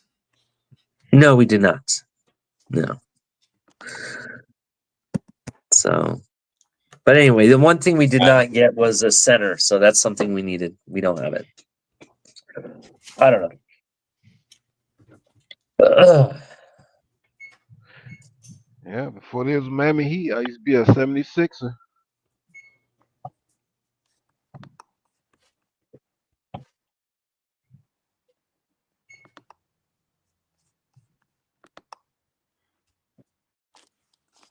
Dr. J. Jules Irvin. Are you a Magic fan, Joe Rist? Yeah. I can see that. Yep. I've been to a few Magic games. I never really like associated myself with an NBA team before that. Although I did go to one of the Brooklyn Nets first games. Very cool arena. Did you go to any of the Tampa Bay Viper games for the No. UFL? No, never been. Where'd they play No, those? that was the X. Buck No, Stadium? that was the XFL. Was that? Did they play in the Buck Stadium, or were Yeah, like? yeah. Because that's where USF plays. Yeah. Ollie, is that why you don't like the name Guardian?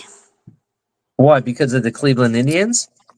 No, because of the that story you told Which story? about the Miami Guardians failing, something like that. You're talking about the Orlando Guardians. Oh You're yeah, talking the about. Orlando. No, Yeah. no, I don't like the name Guardians because that goes back to the Cleveland Guardians. And I was there for back when Cleveland was in its prime, during the 90s when it seemed like every other year they're trying to compete for World Series. And I'll always be a Cleveland Indians fan. And I know people that still go to the Guardians games and they still wear their Cleveland Indians gear. So Yeah, it will always be Cleveland Indians. I sort of get why they wanted to change the name, but I don't. It's kind of hard. You know, I want to say that it wasn't to insult the Indians, but the Native Americans. But I don't know. But there I was can't no really tell. lawsuit, Liz. I know There's no that's what lawsuit, so you changed the name just to appease something that you didn't have to appease. But here's the issue, though. Here's the issue with it. Northwest Ohio in general is full and rich of Native American history. It was not a swipe at Native American history. It was to honor it, right? Yeah, that's And what the I'm fact saying, that yeah. you just changed the name altogether, to be honest, that's a slap in the face. If you were It that is. worried about the name, why didn't you go and talk to the local tribes and come to an agreement of what you could name the team in honor of them? You know what I'm saying? Yeah. Why didn't you do that? You gotta And be woke, Ali. Exactly. what did you That's say? my point. You gotta be woke. Yeah, I don't know. I'm not really happy about it. Why do the Braves get to keep their name? You know what I mean? Why do Yeah, the Kansas City Chiefs get to pick their name? get to keep their name. You know what I mean? That's what I don't understand, like, the logic. The Seminoles, they get to keep their name because, one, I think they pay the local tribes, and the school does.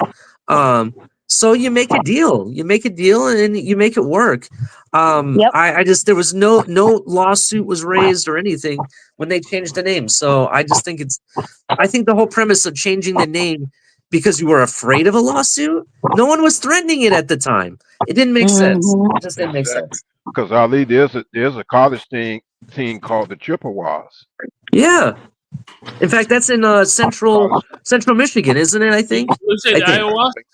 Yeah, I think it's Central Michigan. I'm not too sure. And then in addition to it, listen to this. I want to say the local tribes that are for like the Washington Commanders, they're upset. Not the fact that they had, that the team had the name the Redskins. They're upset because they didn't even have a say in it. I guess the group that did sue didn't include them. They're not even part of the Native American tribes. You understand what I'm saying?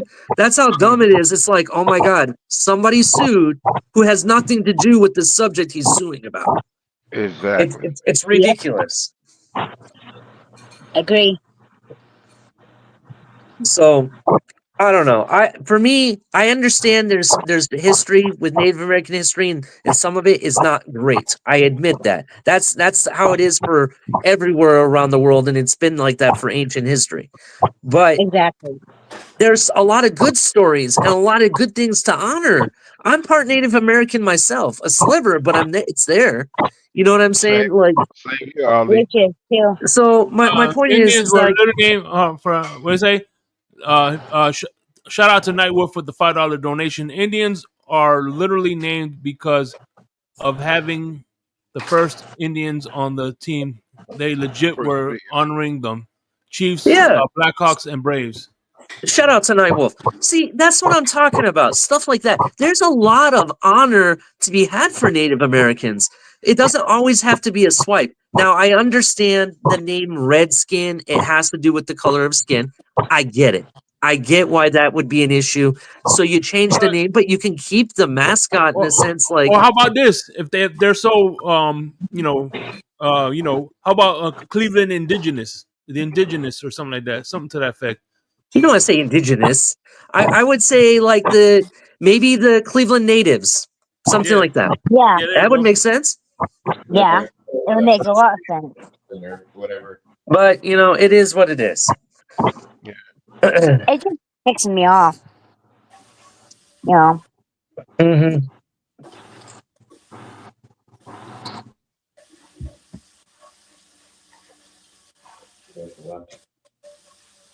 And all is silent. Yeah, sorry. I'm doing two things at once. But no, like I see where you're coming from. I just like, for me it's like the whole premise that we had to change the name for no reason just upsets me. You know what I mean? They're still the Indians to me. They still have the same colors. They still have the same uniforms. The only difference is they took the logo off, which I was fine with. You can still be called the Indians, just don't have the logo, right? That would have been fine. But right, they if didn't. thought it was too much like a caricature or something. Well, if you look at the original logo, we had I forget what his name is, Chief Wahoo, I think it is, or something like that. He has a red face, right? Okay, you take his face off of it, right? But you can still keep Indians on your jersey. I don't see there's an issue with that. I don't see it myself. Hey, by the way, we're waiting for EM. I dropped the link for EM. Where are you at, EM? I don't know if you know this, but Greg Popovich just had a birthday. Damn, bro, that's so wrong. That's Dick Van Dyke, isn't it? Oh, it is? Oh, I'm sorry. Old white dudes looking like me. Sorry. Yeah, that's Dick Van Dyke. My That's bad. funny. That Mary Tyler I thought that was Popovich. That's not Popovich? Oh, I guess not. But I think he's about the same. They're about the same age, though, right? That looks like Big Van Dyke. your Yeah, average Stick Van Dyke. Yeah. any breakfast restaurant at on a weekend morning. You're gonna see everyone that looks exactly like him. Who looks At like who? Denny's? At Denny's? Yeah, any breakfast restaurant on a weekend morning, you're gonna see a restaurant full of them. Yeah, that's what you call 50 Shades of Grey. You know what? I have to give it up to Coach Pop because Popovich, out of all the coaches, I want to say, he's the one guy that when he was a little bit younger, I could see him throwing a punch when someone deserved it. You know what I mean? He's not afraid to tell people what he's thinking, even if the other side is all against him. That's one thing I did respect about him. He wasn't afraid to talk about politics when it mattered or Yeah. anything. You know what I mean? That's why I Yeah, respect the Popovich. guy. Yeah, Popovich was like reminded me a lot of Belichick, especially Yeah, with the media. a little bit. Except he talked more. He talked more than Belichick does, to be honest. Yeah, because Belichick, I don't think he really cursed out the media like Popovich did. That's true. That's true. Maybe Popovich cursed him privately out. he did, but not in person. Mm-hmm. On to Cincinnati. On to Cincinnati. We're on to Cincinnati.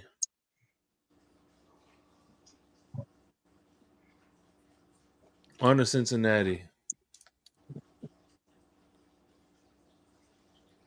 Oh man.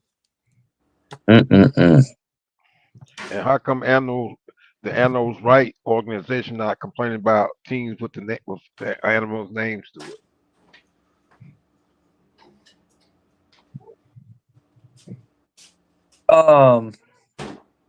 Shake Money, is there a wrestling show tomorrow? No, next week. Next week. We talking All about the right. rest?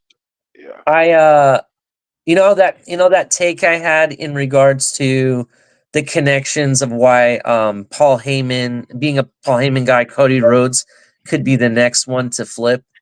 You know how I said that? I was thinking about it. There's even more of a connection, and I'm gonna wait to bring it up on your guys' show. So next week. I think Sami Zayn getting ready to flip. That's not a bad one, but I honestly think Cody Rhodes could be the guy, bro. I wouldn't be surprised.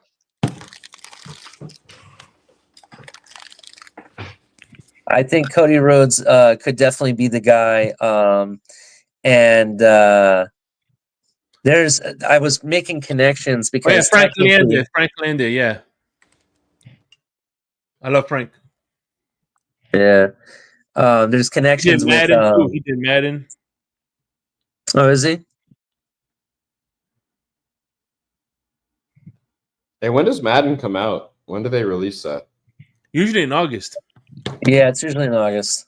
I always like to see how they rate our players. Well, they have us rated 89 overall. Oh, they already released that part? Well, we know Who's what on our the team cover this ratings year? are. Who's on the cover of Madden? Oh, isn't it? What's his name? Saquon Barkley. Saquon. I saw them. They have him doing the reverse. Oh yeah, What do they call it? where he jumped over there. Yeah, I know. Yeah, yeah.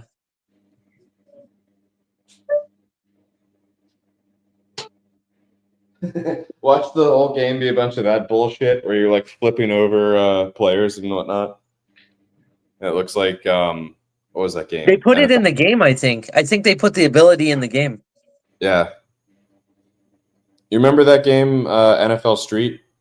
Yeah, I remember that. That's a good game, actually. Yeah, I had Ricky Williams on the cover. Yep. Yeah, they made him look like he was 300 pounds in that game. It was crazy. And then there was the in the old college football games, they used to have a mascot game where you could do like flips like that over people.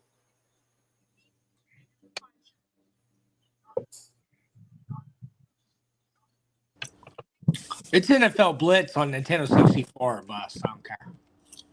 No, they got those two different games, Blitz and Street. Yeah, I know. Yeah, Blitz in the arcade was sick. The local arcade that we have here, there's a place that we have that has like tons of old school retro arcade machines. They have an NFL Blitz machine in there. I play the hell out of it usually. Anytime I went to an arcade, it was that and the Simpsons game, just back and forth. Yeah. Simpsons was cool. My favorite game growing up as a kid, if it wasn't NFL Blitz, I would say it's Turtles in Time. I put more quarters into that machine Yeah. than any other Joe, machine. which character you used on Simpsons?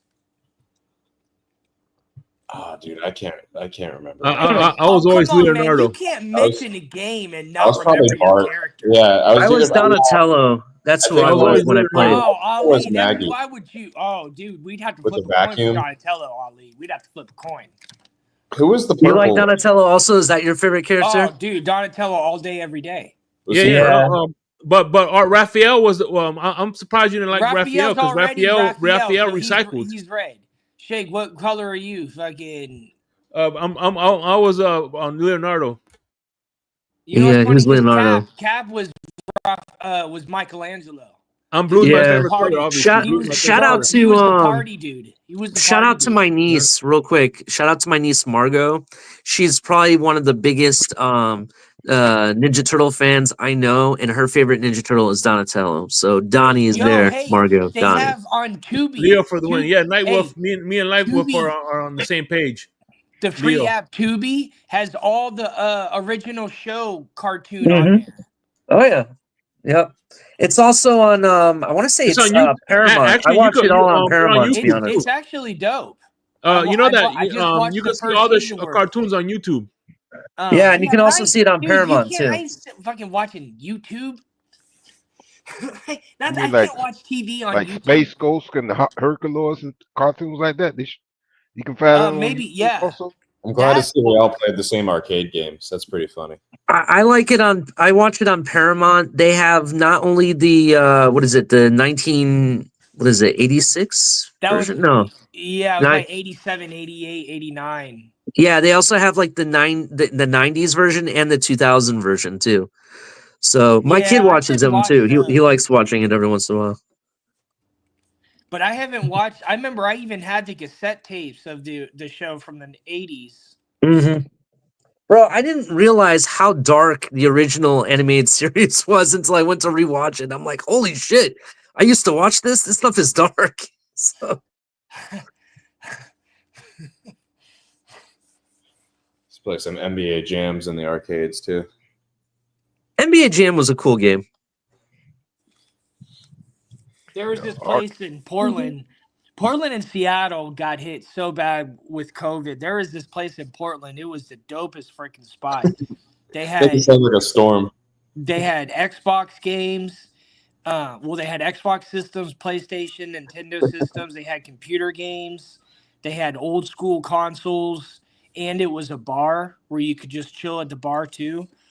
That place was fucking dope, man. Very much a West It was Coast like thing. nerd heaven. It was like nerd heaven.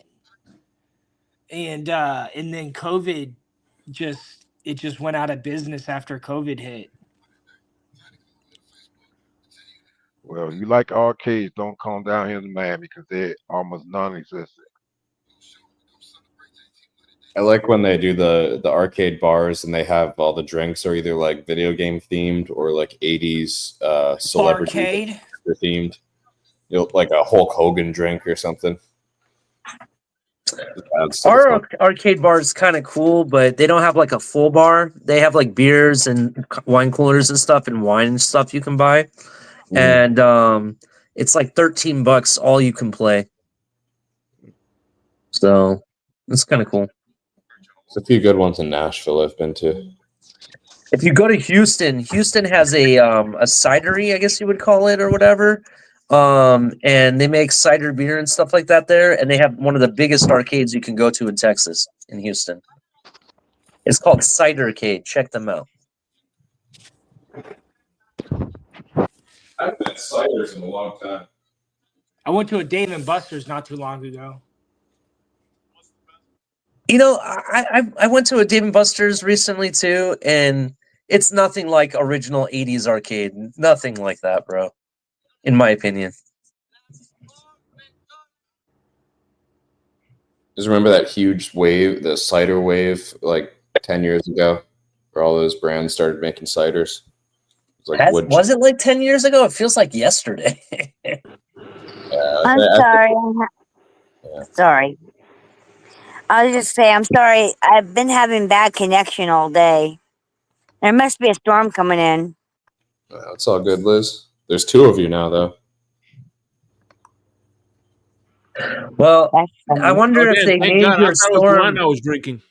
Liz, I wonder if they named your storm Tua because Tua has bad connection all the time. That's true. That's a good one, Ollie. That's my dad joke for the night. Yeah, what is the T name this year for a hurricane? Is it Tua? I don't know. That would be funny though.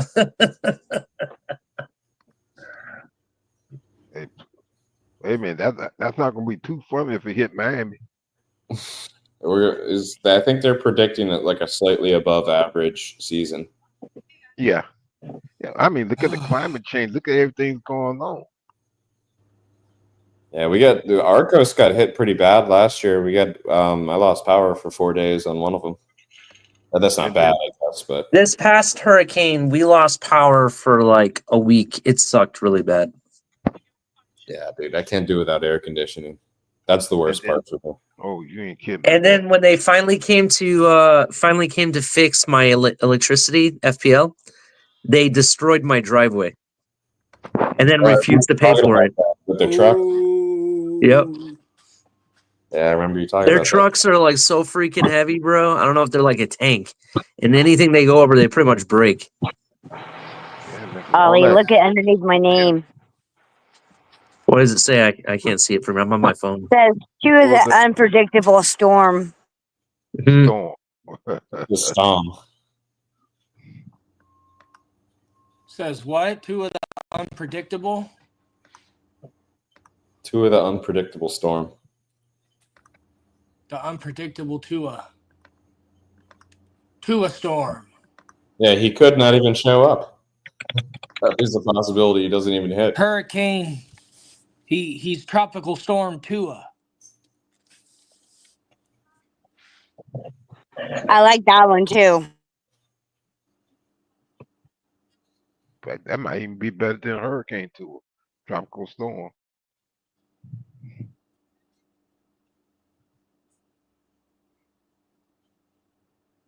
Making some French fries right now. I'm like impatiently pacing in front of the oven, waiting for them to finish. Oh, you make them in the oven? I make fries in the air fryer, man. It comes out so good. My air fryer is all like tucked away and shit. I didn't want to bring it out. Oh, I got you. Just threw them on a tray and put them in the oven. I'm making I heat. It's like I don't like putting my oven at like 450. I'm making pork without the country sauce. What? Pork with country sauce. Oh, I thought you said without sauce. No, it's country sauce. It's what the white sauce is. I guess that's what they call it. That's what my grandmother used to call it. Gravy? Or horseradish sauce. No, it's a white sauce. It's almost like an Alfredo sauce.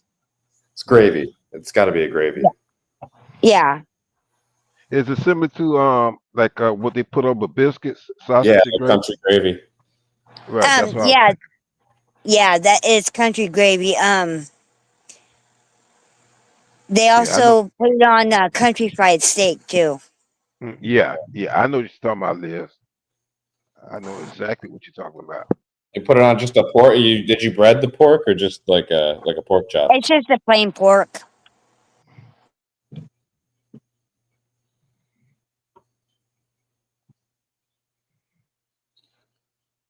Yeah, hopefully put some seasoning on that. Yeah, salt. It's good with gravy.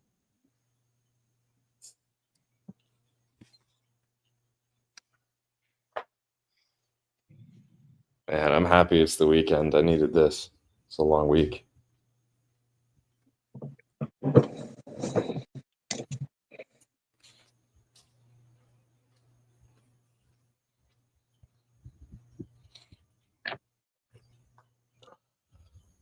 Is Godfather Pizza still around? What's that? It is around here in Port St. Lucie. By the way, it's called Madrid What? Stadium where the Dolphins are playing. No, What's it called? it's like Santiago Bernabeu or something like that. They don't have those around here. Pizza Hut, That's my latest one, Shake. It's called Taco Time, Juan Taco Jose. Bell. What was it? What's the name of it again? It's called Ice Wine, So Shake. It's called Ice Wine. It's ice wine. Ice wine, yeah. I know ice It's wine, yeah. called ice wine. What is It's that? sweet. Crypto. Ice wine. Whenever I know you're gonna be, I don't know if you're in Orlando It's yet. very syrupy. Yeah, you're right. It's syrupy. It's like Bon Joe said. It's syrupy. It's got an acquired taste. I'm trying to figure out. I'm real tipsy right now, but it's got an acquired taste right now. I love wine tastings, bro. What is I ice told him, wine? fuck that shit. I am not ice doing wine, that shit. I am not tasting. I don't fuck with ice wine at all. Nah, fuck all that.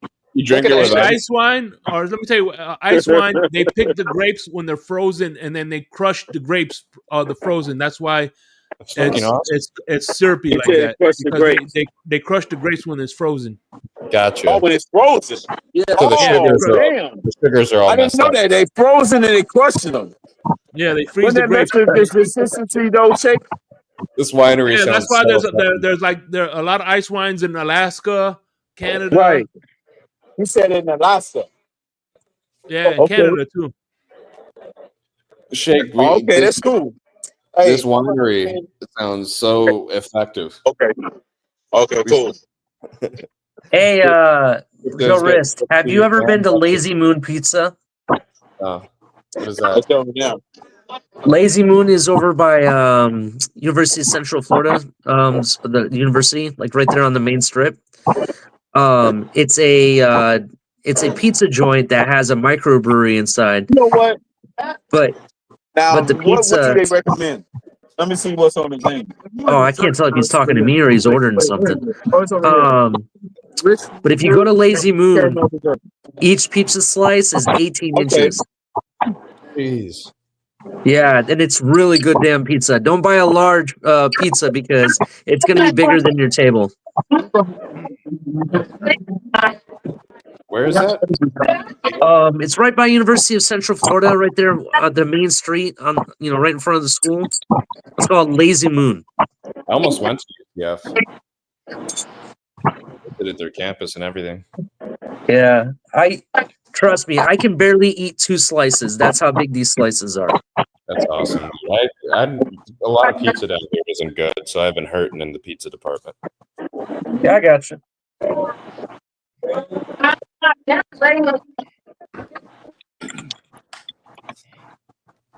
So Ali, you said it's Godfather's up there where you at? Yeah, we have 1 or 2 locations. That's it. Okay. Man, that It's not. I'm not the biggest fan, to be fair, to it. I've had it. It's okay. It's been a long time since I had it because they moved out of Miami. You used to have about two or three of them down here, but when they were down here, man, they were good. But yeah, so Ali, so were you exaggerating about it being the size of a table? No, it's called Lazy Moon. Each slice is 18 inches, bro. Well, the reason I was asking is because Mom and I stopped at a pizza joint in Colorado one time, and we ordered the extra large, figuring we could take the leftovers back to the hotel, right? Yeah. And I swear to God, that pizza was the size of the table, dude. Like, you have to make sure you're not exaggerating, because there is actually a pizza the size of a table somewhere. No, I'm not exaggerating. If they usually recommend you get it by the slice, which is what I recommend. Right. So if you look at an 18-inch slice, think about what the whole pizza would be, bro. It would be that big, as big of a table. So yeah, I can barely finish 2 slices. We would take it back to the hotel because it was so big. Like, we had to just leave the rest of it there. Yeah, toppings on it or just plain pizza? What'd you say? You get toppings on it or just plain pizza? Oh no, you get toppings. Like my favorite, and don't laugh at this. The names that they have for some of the different combination of toppings you can get are kind of funny, but my favorite is Jason's mom. And it has like some type of Jason's mom's special sauce they say, and it has like actual tomatoes and like ham and pepperoni and stuff on it. It's really good. I actually really like it. But you can get anything you want. Pepperoni by itself, you can get cheese, you can get like I like pepperoni and banana peppers or green peppers. Like, I like stuff like that. A pizza that size, is it like $3 per topping? No, you pay by the slice, and they charge you one price. Farmland out in Illinois, that's where they grow the toppings at for each pizza. Here, actually, let me look up the place real quick. I'll tell you what the prices are going for right now. A square mile devoted to each pizza. You ever seen that where the places where it's like based on how big the pizza is that you have a different price per topping because it's more real estate to have to put on. So they have 3 locations, just so you know. They're in Maitland, Florida, Orlando. Yeah, they have 2 locations in Orlando and 1 in Maitland. The ones in Orlando. What is Maitland? Maitland. I'm trying to remember where that is. It's basically outside of Orlando. It's right outside of Orlando, essentially. Let me roll up their menu real quick. So it's about $10.25 for a slice. Jeez. Right, but the slice is the size of a regular pizza, right? The slice is 18 inches. Right. So you're talking about good, like just one slice, like that's good for a meal. Yeah, that's good for a meal. Like I eat a little bit more, but the common person would probably just get 1 slice. Now they do have 2 other sizes of full-size pizza you can get. Color, you can get a 30-inch size pizza. Or a 20-inch if you want. That 20-inch is considered their medium. Wow. Good. Right. They bring out a kids table. Yeah, that's funny. It doesn't really look like they charge extra for the toppings. It doesn't look like that way anyway, from what I can see here. Slice you must have to you put like your both hands and arms into lifting that slice for the first few bites. Yeah. Yeah, that's why we take it back to the hotel because if you go on lunch times Monday through Friday from 11 to 4, you can get an $8 slice that has just a slice of cheese pizza for $8. Damn, that sounds good. Yeah. I love pizza. You can't go wrong with good slice of pizza or really any topping. I just ate it doesn't look like they have Jason's mom anymore. Here it is, Jason's mom slice. So it had tomato sauce, chicken, sauteed mushrooms, caramelized onions, tomatoes, baked ranch, Jason's mom sauce, mozzarella. I added pepperoni on mine. That slice is $11. So I guess it just depends on which one it is. The highest I'm looking at is $12 slice. And that's the McMeat face slice. And that's almost as much as a slice of cheesecake. Yeah. Yep. But they have everything. They have cheesy bread. Their salads are really good from what my friends tell me who got their salads. But they have a microbrewery in there as well. That's really good too. Now we're getting the real story. It's good stuff, man. I'm telling you, go check them out. If you're ever in Orlando, check out Lazy Moon Pizza. I liked it, to be honest. And the thing, when I was in middle school, I used to hate pizza just because of the way it looked. And we had a place right across the street from our high school. We used to eat there before football games. And then we'd all be sick to our stomachs during the game. Oh my God, Color. They had to be politically correct to accommodate. They have the tree hugger slice. It has tomato sauce. Is that the vegan slice? Yes, it's tomato sauce, 2 vegan toppings, and Daya vegan cheese. You know, I've never heard of Daya vegan cheese. Was a joke till I saw Pornhub. What?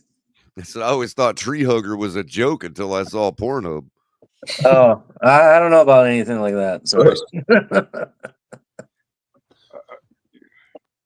What's funny is my wife calls herself she considers herself a tree hugger. I'm not gonna lie, this So look, Cuban slice looks it's really not a good. bad thing to want to save the environment. You know what I mean? It is not a bad thing. No. Colloquially. This Cuban In order slice to sounds save the interesting environment, though. you actually have to pick up your Heineken bottles, hippies. All right? That's true. That's true. This Cuban You can't slice just wag sounds your good. finger and tell everybody else to do it. It's basically a Cuban sandwich made into a pizza slice. That's basically what it is. So Ali, who has the best pizza up there where you live at in Ohio? There used to be a good place I could recommend, but they went out of business. Stevie B's was good for a hot Hey, minute. Joe Rist, I'll send you 2 thumbnail pictures. Tell me which one you think is better. I'm sitting there laughing, guys. Good night to everyone, because Good night. everyone can laugh at the tree humper joke until you're Ludwig, right? Of course, Ludwig is the high esteemed streamer who has an alcohol problem, and he was humping everyone like Luigi and Mario Brothers. Don't become a don't become a master humper, man. Don't become a humper in anything. He lost sponsorship. He lost everything. Hey Sharif, how do you find yourself wandering these parts of the YouTube streets, man? That's what I want to know. Where do you find yourself? Because like Abba and Preach, like they like subject matters like these, and I guess this guy made a ton of money over and they banned him on Twitch, banned him on everything that you can endorse or monetize, and because he got drunk and he started to hump women on top of their heads with the Luigi hat, the Mario Brothers hat. At least he didn't throw his bodily fluids onto other women like the one guy did in that video. Like that's a new name for Toadstool. He got it on my leg. That poor girl, man. I think somebody get her a psychologist, man. World's ending. He nutted on my leg. Oh my god! She stares at it and cries like Ace Ventura when he got the spears in his knees. That's all she did. She didn't move. She just sat there and stared at it. Like it was hydrochloric acid or something. I mean, I get it. That's gross and yeah, I get it. But come on, like it's over with. Oh man, you can sue the guy. So not gonna kill you. Don't become a don't become a professional tree humper in anything, man. Poor thing was in such distress, bro. Oh my god! He nutted on my leg. Oh man. Please don't do that to people. That's disgusting, man. But good to see you, man, Color. I know I haven't seen you in a bit. Oh boy. It reminded me of that comedy bit that Dave Chappelle did when he was talking about the guy on the bus that flipped out and started jerking off at everybody. Bro. Like when you see people like that, like you should just give them free passes to a brothel house, bro, because the things will only go downhill if they don't get nothing.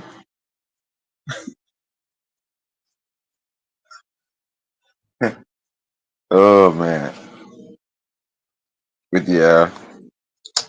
But what I didn't like was Ali was in the space today. I think Shake was there as well. And I don't like how people try to create content of putting words in your mouth. And I guess Ali was trying to defend something else based on something else. And Tony and Lewis was trying to say, no, he's trying to specifically say they didn't invest in a specific position to prove that they don't care about the fan base winning now. And that was not even his argument. I came up on the panel and changed the whole entire conversation And I said, You usually if they're do. making we talked about this before, Color. If they're making $4 on the dollar, F1 Racing, Skyline, US Open, and on top of that, they have enough money to re-sign McDaniel with 2 years left, Ramsey, so on and so forth. They didn't need to, but they're making money over on money. So it won't hurt Ross if he re-signs everyone, even though if he re-signs Tua, they're not losing money. We can debate whether they should do it or not, but they're not losing. So do they care about investing in winning? Meaning, look, listen, we're just gonna go forward with this particular culture. It doesn't mean that we won't invest in a particular position, because everyone here can prove that they did invest in particular positions and try to win. What we're saying is, if an owner is making money over on end, and if he resigns everyone when he didn't need to resign, then why should he win? I mean, if he loses, or if he loses in the first round, the Miami Dolphins is not losing money. And so it's up to us fans to say, is that the norm we will accept? And they didn't even hear what I was But you saying. They was already just answered putting it, words man. in Ali's mouth. They were just putting words in Ali's mouth. Now they're going to use that for content and say fan base wants McDaniel and Greer to invest more in a particular business position, as though we were trying to argue that. And that to me is, Well, actually, I Dolphin get Stadium it. is. They're looking for content. Go ahead, Shake. Your mic is off. No. I don't think that's how it's gonna go. But yeah, I don't think they're gonna make a whole content out of it. But Yeah. yeah. I think the only thing Stephen Ross looks at when he calls up Chris Greer is the color of the pen at the total line. If it's black, he's happy. If it's red, he's not. That's it.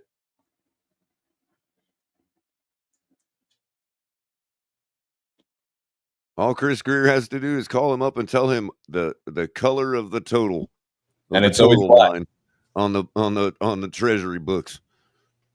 It's always black, so that's why And it if it's doesn't matter. black, he's happy. If it's red, he's not. Don't matter what names behind it. You know what I mean? Don't matter what's on the field. None of that.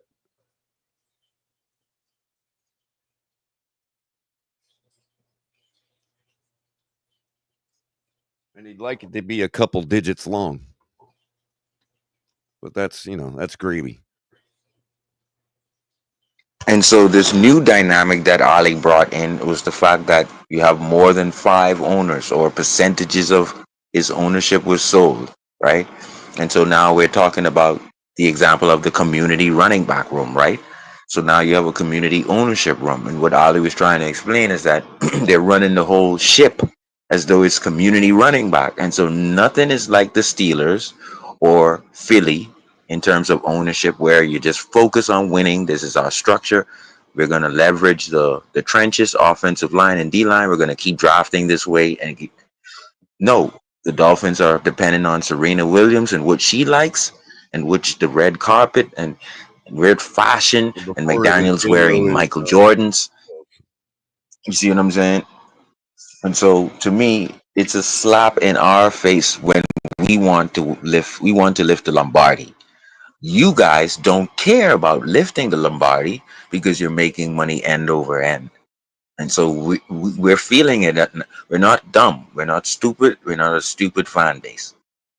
Like I even said in the Space Color, we know Peter Bendix of the Miami Marlins is trying to win. He's building a young future. We can say Pat Riley and Spoelstra are trying to win. I Wait a don't minute. think we can say that with the I have to Dolphins. beg to differ about the Marlins. My question was again, they're building young again. How many times have they done that in the last 30 years? Wasn't that what they were Right. supposed to And do then sell. when A-Rod got here and all that? Like, wasn't that supposed to be the whole thing? Building young and Yep. building like the Cardinals do? Isn't that what they were trying to do? Isn't that why they brought Yep. Skip Schumacher in and Yep. all that? Yep. Jeter, Kim Ang.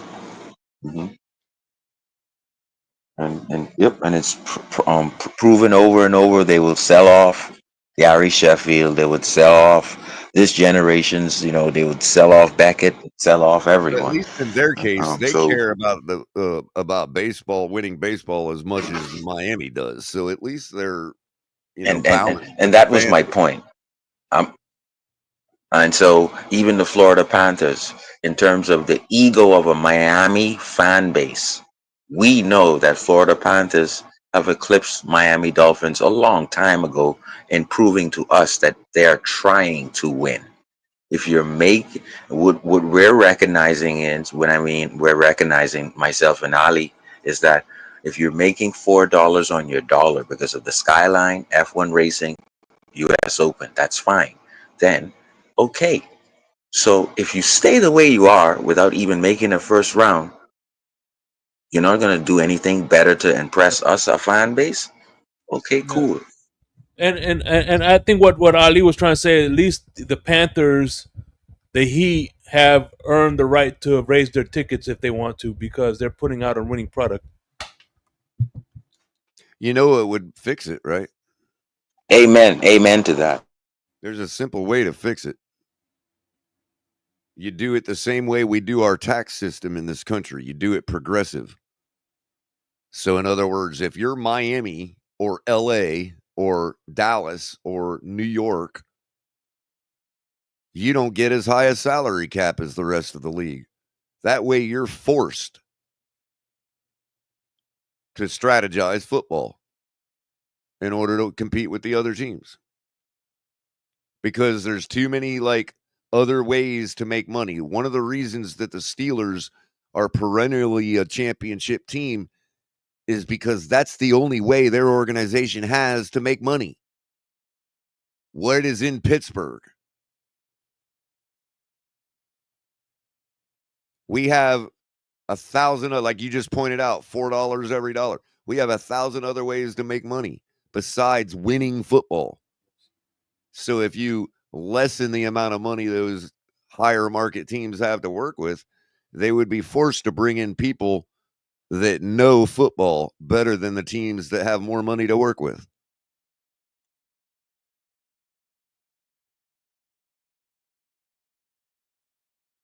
Or tax them more off the top end. In other words, their owners have to put in more to the revenue pie than the rest of the owners.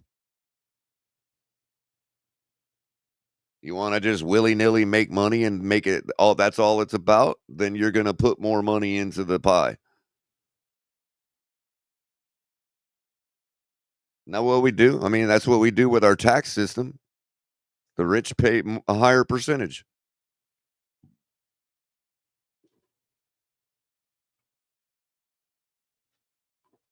I mean, it's the only way to do it.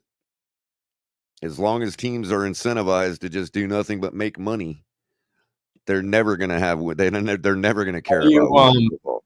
How do you categorize those teams that get salary cap A versus salary cap B? The same way they categorize them in baseball. There's mid-market teams. There's high-market teams. You know what I mean? St. Louis is a mid-market team. It's based on population and stuff like that. You know. I don't know much about baseball contracts and stuff. That's like a categorization they have. Well, they don't have a salary cap, but what I'm saying is just in language, in conversation, what classifies a mid-market team as opposed to a high-market team is usually things like population and revenue to the city and all that kind of stuff. So it's like a destination like Miami where people like to go. Yeah, that we would be considered a large market. How does tax factor into that at all? Like state income tax versus none? Well, that's what I'm saying. That's what I'm saying is that, like, if your state makes money more than, like, New York makes much more money than Missouri. right? Mm-hmm. So that's why St. Louis is called a mid-market team. Yeah, because they only have 500,000 people in St. Louis proper. that's why they lost their football team. Well, the irony is the millions of people that voted yes all lived in the suburbs, which aren't technically in the city, and didn't get to vote in the final vote because they weren't residents of St. Louis. That's how that's another way that they scammed them out of their team. They do have the fan support there, Joe, but St. Louis proper is actually pretty tiny. It's a misconception. Most people live in St. Louis count like. Were you living there when they lost the team? Yeah. Yeah. I was also there when what's his name came up through the Mizzou ranks. Drew Lock. When did you come back to Florida? Oh, probably 2018, 2019. Oh, okay. Yeah, because we went to a few of the COVID games. What's that, Mom?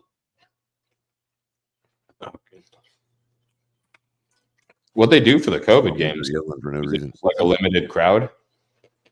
Yeah, there was and we had and it was weird how they did it. They spaced everybody out, but they still put you next to somebody. Right. They had 4 or 5 people and then a bunch of empty seats and then 4 or 5 people, but they were all strangers to each other. It's like, what the hell's the difference? You're still sitting next to somebody shoulder to shoulder and you got plenty of space to put between you all. But they assign seats, still putting people shoulder to shoulder. They just made them more grouped, Yeah. Did you have to get a vaccine or anything to go to those games or? No, you didn't have to prove your vax status or anything. I went to a Dodgers game right when they opened back up. I was in California for a few weeks on a project, and I bought tickets from someone just online. And it was these tickets you had to prove that you had a vaccine, but I just bought them online from this guy.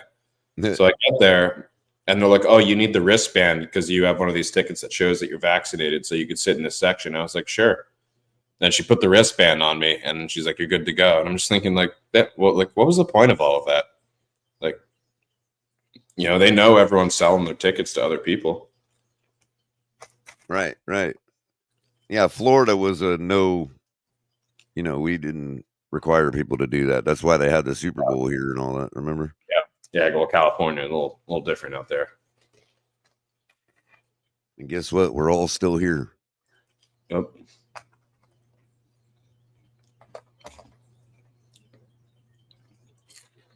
How's your week, Color? Oh, fairly uneventful. Just continuing my studying and working. Keep it up, man. Color, how do you feel about the cornerback room so far? I don't know. They haven't played a game yet. Are you like some of the fans? There's too many new. It's too much of a new configuration to really have an opinion yet. I You like think we our go and coach. get someone if we lose Ramsey? You think we go and get another corner? Well, probably to placate the fans, but right. Joe, you had a good solution. Look, Kendall Fuller. Yeah. Plug and play. I think we cut, or I don't know, did we cut Kendall? But we didn't know we were losing Ramsey at the time. So if we lose Ramsey, why not go get Fuller? Omar thinks. I think he's still injured. Damian back in. You said you think he's still hurt? Yeah, I think Fuller is still on the. Yeah, he can't perform or give a physical right now, I think. And remember, he got hurt, and then he didn't play week 16 and 17. He didn't play. Yeah, so he's still hurt. You think that's why he's not on the team yet? Yeah, I think he can't clear a physical yet. Oh, okay. But I asked that Color because you don't want to go through some of us may not want to go to bring the old ass guys in the Eli Apples. No, I actually want to see if Cam Smith is trash and then Well, cut him at the end of the year. I think what Weaver is trying to do is shore up and make sure that he's got the best defensive line and pass rushing that he can possibly have. And I think he's expecting a little bit of benefit to the secondary from that. That may be enough to, outweigh the difference of I having totally agree. Jalen Ramsey. And I've heard some information, and I don't even think this is inside, but I think he's gonna blitz more on third down. I think he's gonna, because remember he had the standing seven later in the season last year. I think he's gonna have a standing seven where you don't know who's coming, and if that leads to resting our defense and we can run the football. Oh my God. I love the 17-6, 17-9 game. I love that game because it'll keep the young defense healthy and off the field.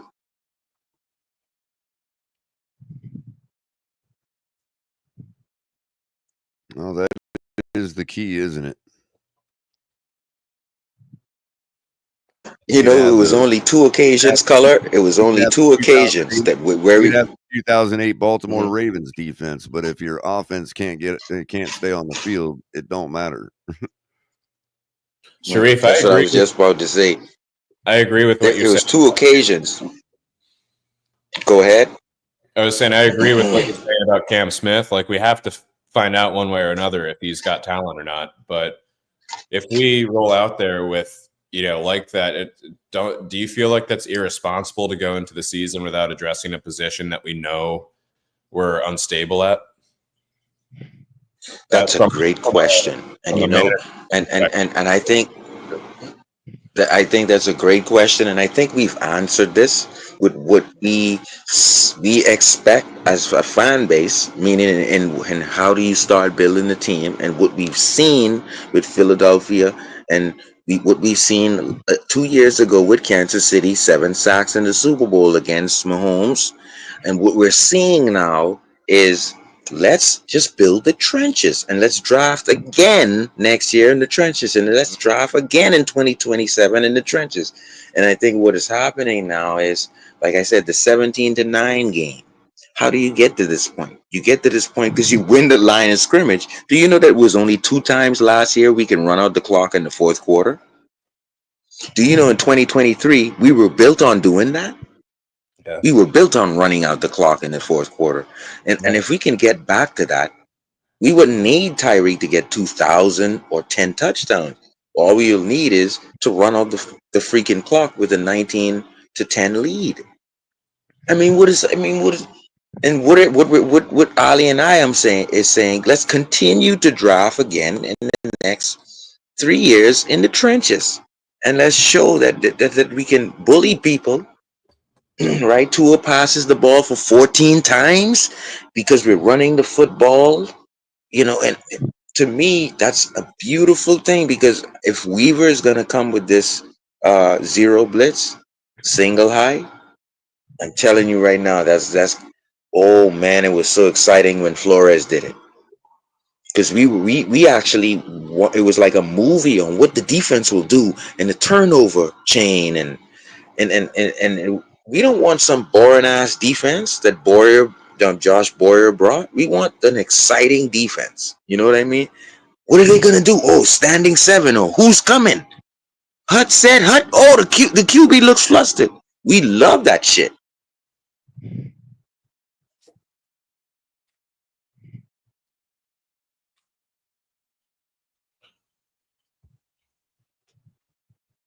Two and nine. I remember when Tua played his.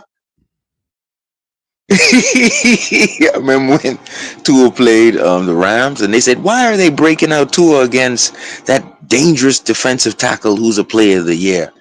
And guess what? Nobody know that Jared Goff had to worry about a zero blitz that nearly killed his ass that game. We sacked him 6 times. He fumbled. The ball rolled backwards at least 2 times that game came out of his. That zero blitz is fair if you got the right players in place. That zero blitz, I'm telling you right now, because they were expecting Tua to be killed by this defensive tackle. I'm trying to remember his name. He's a Hall of Famer. But they were saying, "Oh, why are you even starting Tua against him?" Aaron Donald. Yeah. Bro, I tell you what, I watched that game and I was afraid for Goff's life. I was afraid for Jared Goff's life. Why? You never seen him take that hit from Richard Sherman, bro? The dude's a stud, man. Goff's tough, man. You ain't got to worry about Goff. He'll be all right. If we watched it, that's Tua's first game, and they were Tua, they shouldn't have put him in this situation yet. And bro, Goff was running around with a chicken head off, bro. Like the last thing we had to worry about is a young rookie coming in with his first start. We were worried about Jared Goff's life, and that's what the zero blitz does to you.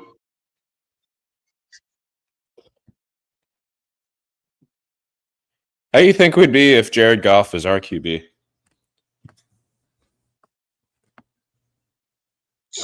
We would have already gotten a little further than Tannehill could ever get us, but still fallen short of the Super Bowl.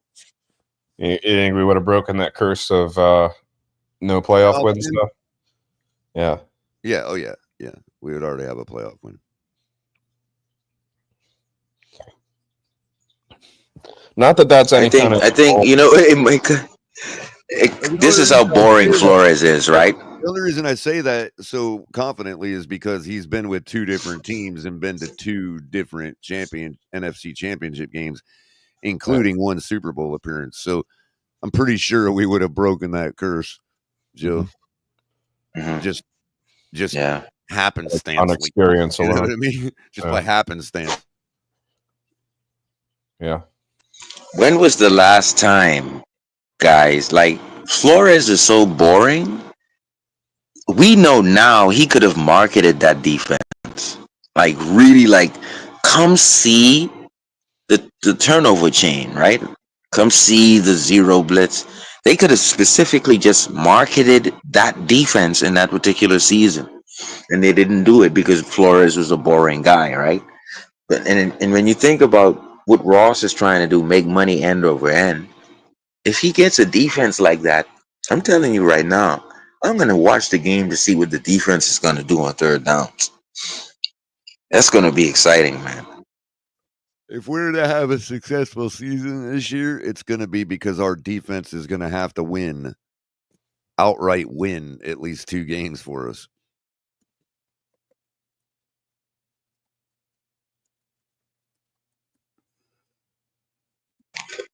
They got a whole channel dedicated to what Flores did. This is what he does, and he would back up the defensive tackle and make you think that he's coming and someone else is coming.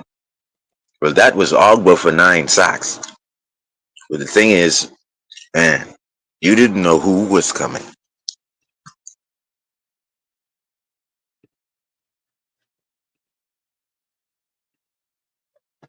But it is what it isn't. So we'll see. Yeah, I can guarantee color. Like win or lose. I can guarantee he's coming more. I think he's coming more because now I think another topic would be if it's okay with you guys if Jalen Phillips comes back in week 4 and Chubb comes back in week 6, or the other way around, Jalen Phillips week 6, Chubb week 4, because I'm not trying to play with this thing like, oh, they're back. No, what I've seen, I'm traumatized by it. Let these guys wait until week 6. Your thoughts, guys? When were their injuries? Why does it have to be so long? I don't know, because they keep getting hurt.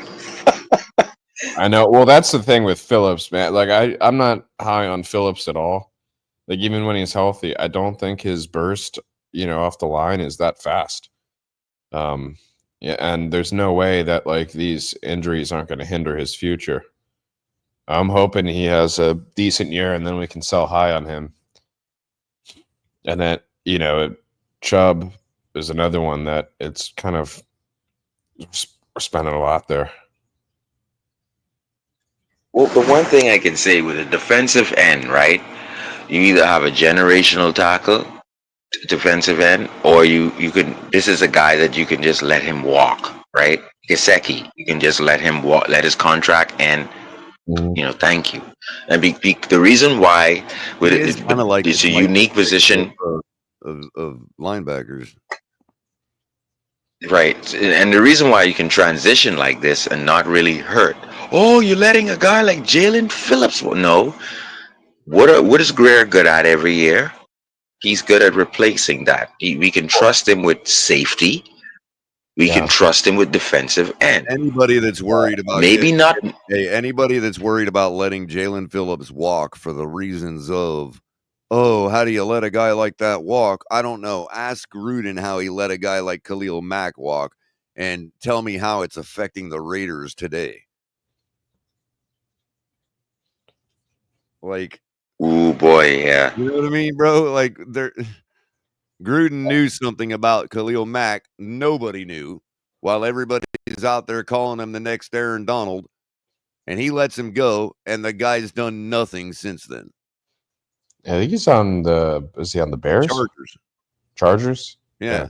Opposite of he's been on a bunch of teams. Opposite and we played him. Thank you, Color, because we played them last year, and guess what he did? Shit. In the backfield. I know. They didn't. Neither one of them. He didn't. Backfield. Color, man, you're sharp. You're sharp, Color. Yeah. I remember everything, Sharif. Everything. I know where everybody goes, especially the ones that they hype up as the next Lawrence Taylor. Yeah. They had was it Lamb? They had Lamb looking like a Pro Bowler. When a guy like John Gruden comes in and says, "You're the first person to go," that tells me something, that the person is likely overhyped. And he had Kendall Lamb looking like a Pro Bowler. With edge rushers, those guys. With me back then, where is Khalil Mack now, and what has he done since Gruden kicked him to the curb? Those edge rushers are a dime a dozen in the draft too. Every year, there's like 6 to 8 of them. At least one or two that are going to be the next Aaron Donald. Yeah, well, yeah. There's a couple coming out. There's a couple coming out this year, boy. When with the Christian Wilkins thing, I keep coming back to what I was saying last year. We didn't have Wilkins before we had Wilkins, which means we found Wilkins. Right. Which means we can find another Wilkins. Right. And this is what I'm trying to say. The scheme will develop the sacks. We have a problem because finding, not all these other guys. like TD says, the 40-yard what TD calls it. TD says the 40-yard duck or something like that. Man, that's where Tyreek has to come back for it. Man, I tell you, boy. But yeah, the thing with Goff, just the best wide receiver in the league. We had the best corner. It's like one of the best pass rushers. We had two of the best corners or best tackle. One a running back that puts up 18 touchdowns in a season. Yet we don't even win a playoff game. Exactly, and an opportunity to win the first seed. Oh, all we had to do is just beat I digressed. My point was, all of those guys were not Miami Dolphins before they were Miami Dolphins. So and this is why I believe Marvin Allen.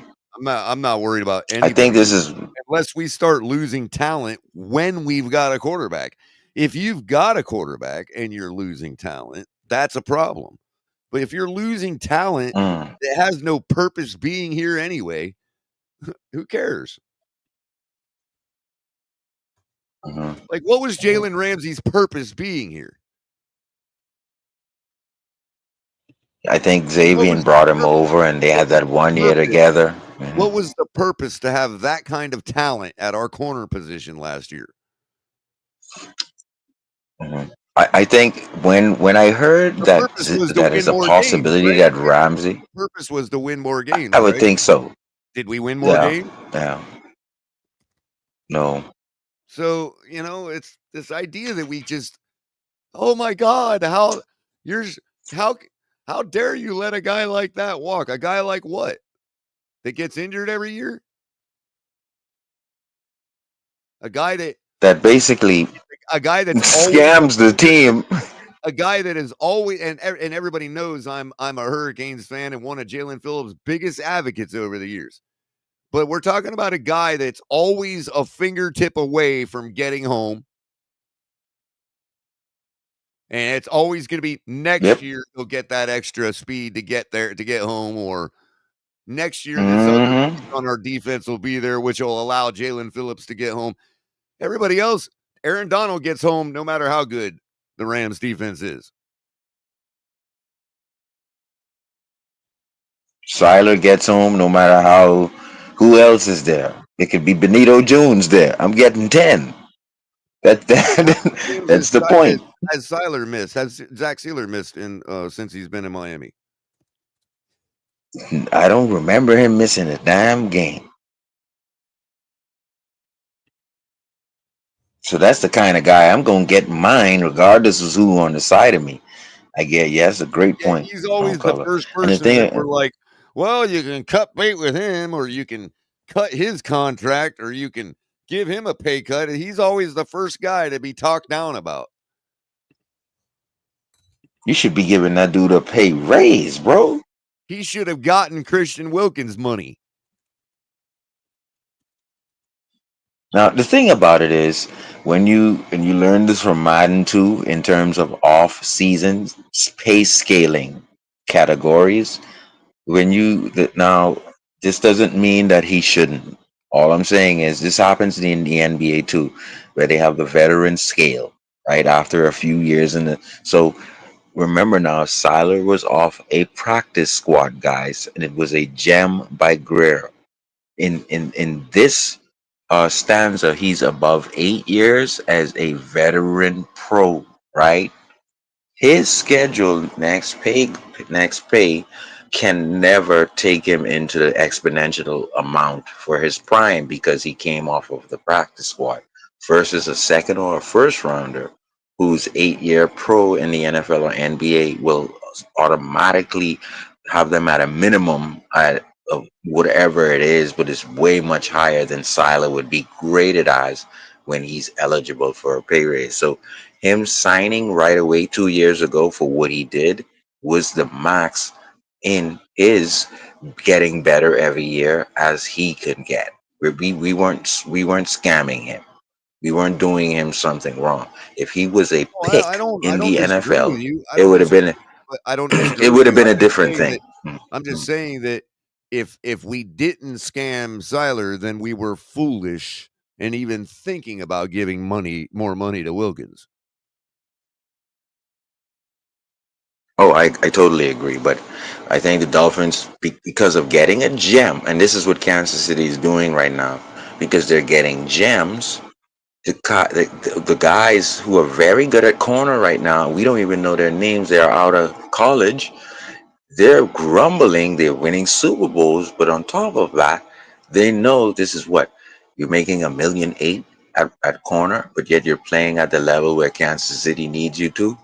And for the next 2 years, the corners, the safeties, the defensive ends, they'll be making $1.8 million here, $3 million here, $2 million here. And so a guy like Patrick Mahomes could make 58 million a year and take over 50% of the cap. But the Dolphins, The guy yeah, who's the once corner on their squad, Sharif, that stands out to you? Who's the household name? um, Who's the household name in Kansas City's secondary? one walked this year. I think he signed with another But who team. is the household name? There isn't one. Nobody. Yeah. So when you ask The about guy whether who, I who think shoved the our guy who secondary shoved is gonna be Tyreek all to the right this ground is year, gone. but what I'm saying is when you ask me whether I thought our secondary is going to be all right, well, I have no reason not to believe they wouldn't be, given the quality of our defensive coordinator and, other things we've done, and the fact that these household names were not household names before they balled out their first year. You know what I mean? Right. And then we have to kick into the Kansas City effect of where that guy in Baltimore, Hamilton. Who the hell knew who that guy was? And don't lie. Yeah. Nobody knew who that guy was. Safety 6'3" coming out, and what I said is, okay, how do you use this kind of guy if a Tyreek gets behind him? Was that Baltimore knew who he was. That's all that mattered to them.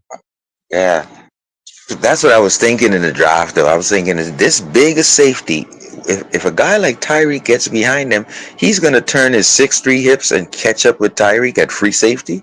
That's the only thing I was thinking in the draft with him. But they had him to go in the top 10.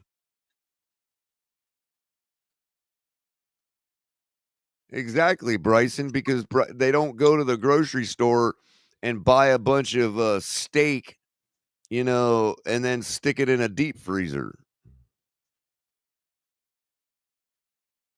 The thing is, a guy like that turns his hips is because he never gets. You're not going to have steak dinner anytime soon. What's so elite about him is his eye scheme after snap. You're never going to get behind him in the first place. That's what he's become, an all-pro. And so the thing is, you think he's slow and big, and no, he's never going to let you get. And if he gets you, he's going to sting the shit out of you. Anyway, hey, guys, I'm gonna wrap this up. It's about to be 10 o'clock, 11 o'clock, whatever. So appreciate y'all for coming through as always. Yeah, thank you, Shake. Really quick, Shake, to just to continue the steak analogy one step further. Go ahead, don't stick it in the deep freezer. Cook it up. If it ain't cooked good enough, you can always send it back.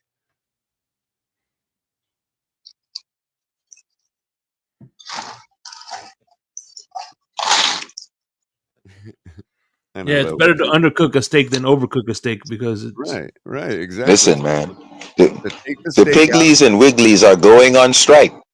Right, so don't put it in the deep freezer. Serve it up. See what you get. Listen, man. Only thing I want to say, guys, is don't end up like Ludwig, man. Don't become a professional tree humper.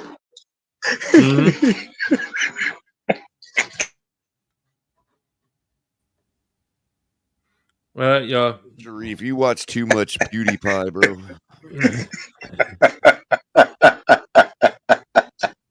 bro, like after 5 drinks, you get down to your underpants and you climb on a table and you start humping a female who's a guest there by almost 10 sponsored streamers. Oh my God.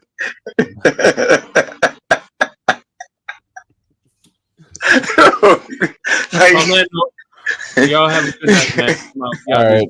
Thanks, Shaq. See you, man. Thanks, guys. Yo, yeah, fins up, man. hey, listen. By the way, before we go, man, Thursday night at midnight, we're gonna have a special 4th of July insomnia. So y'all tune in for that, man. So we out this bitch.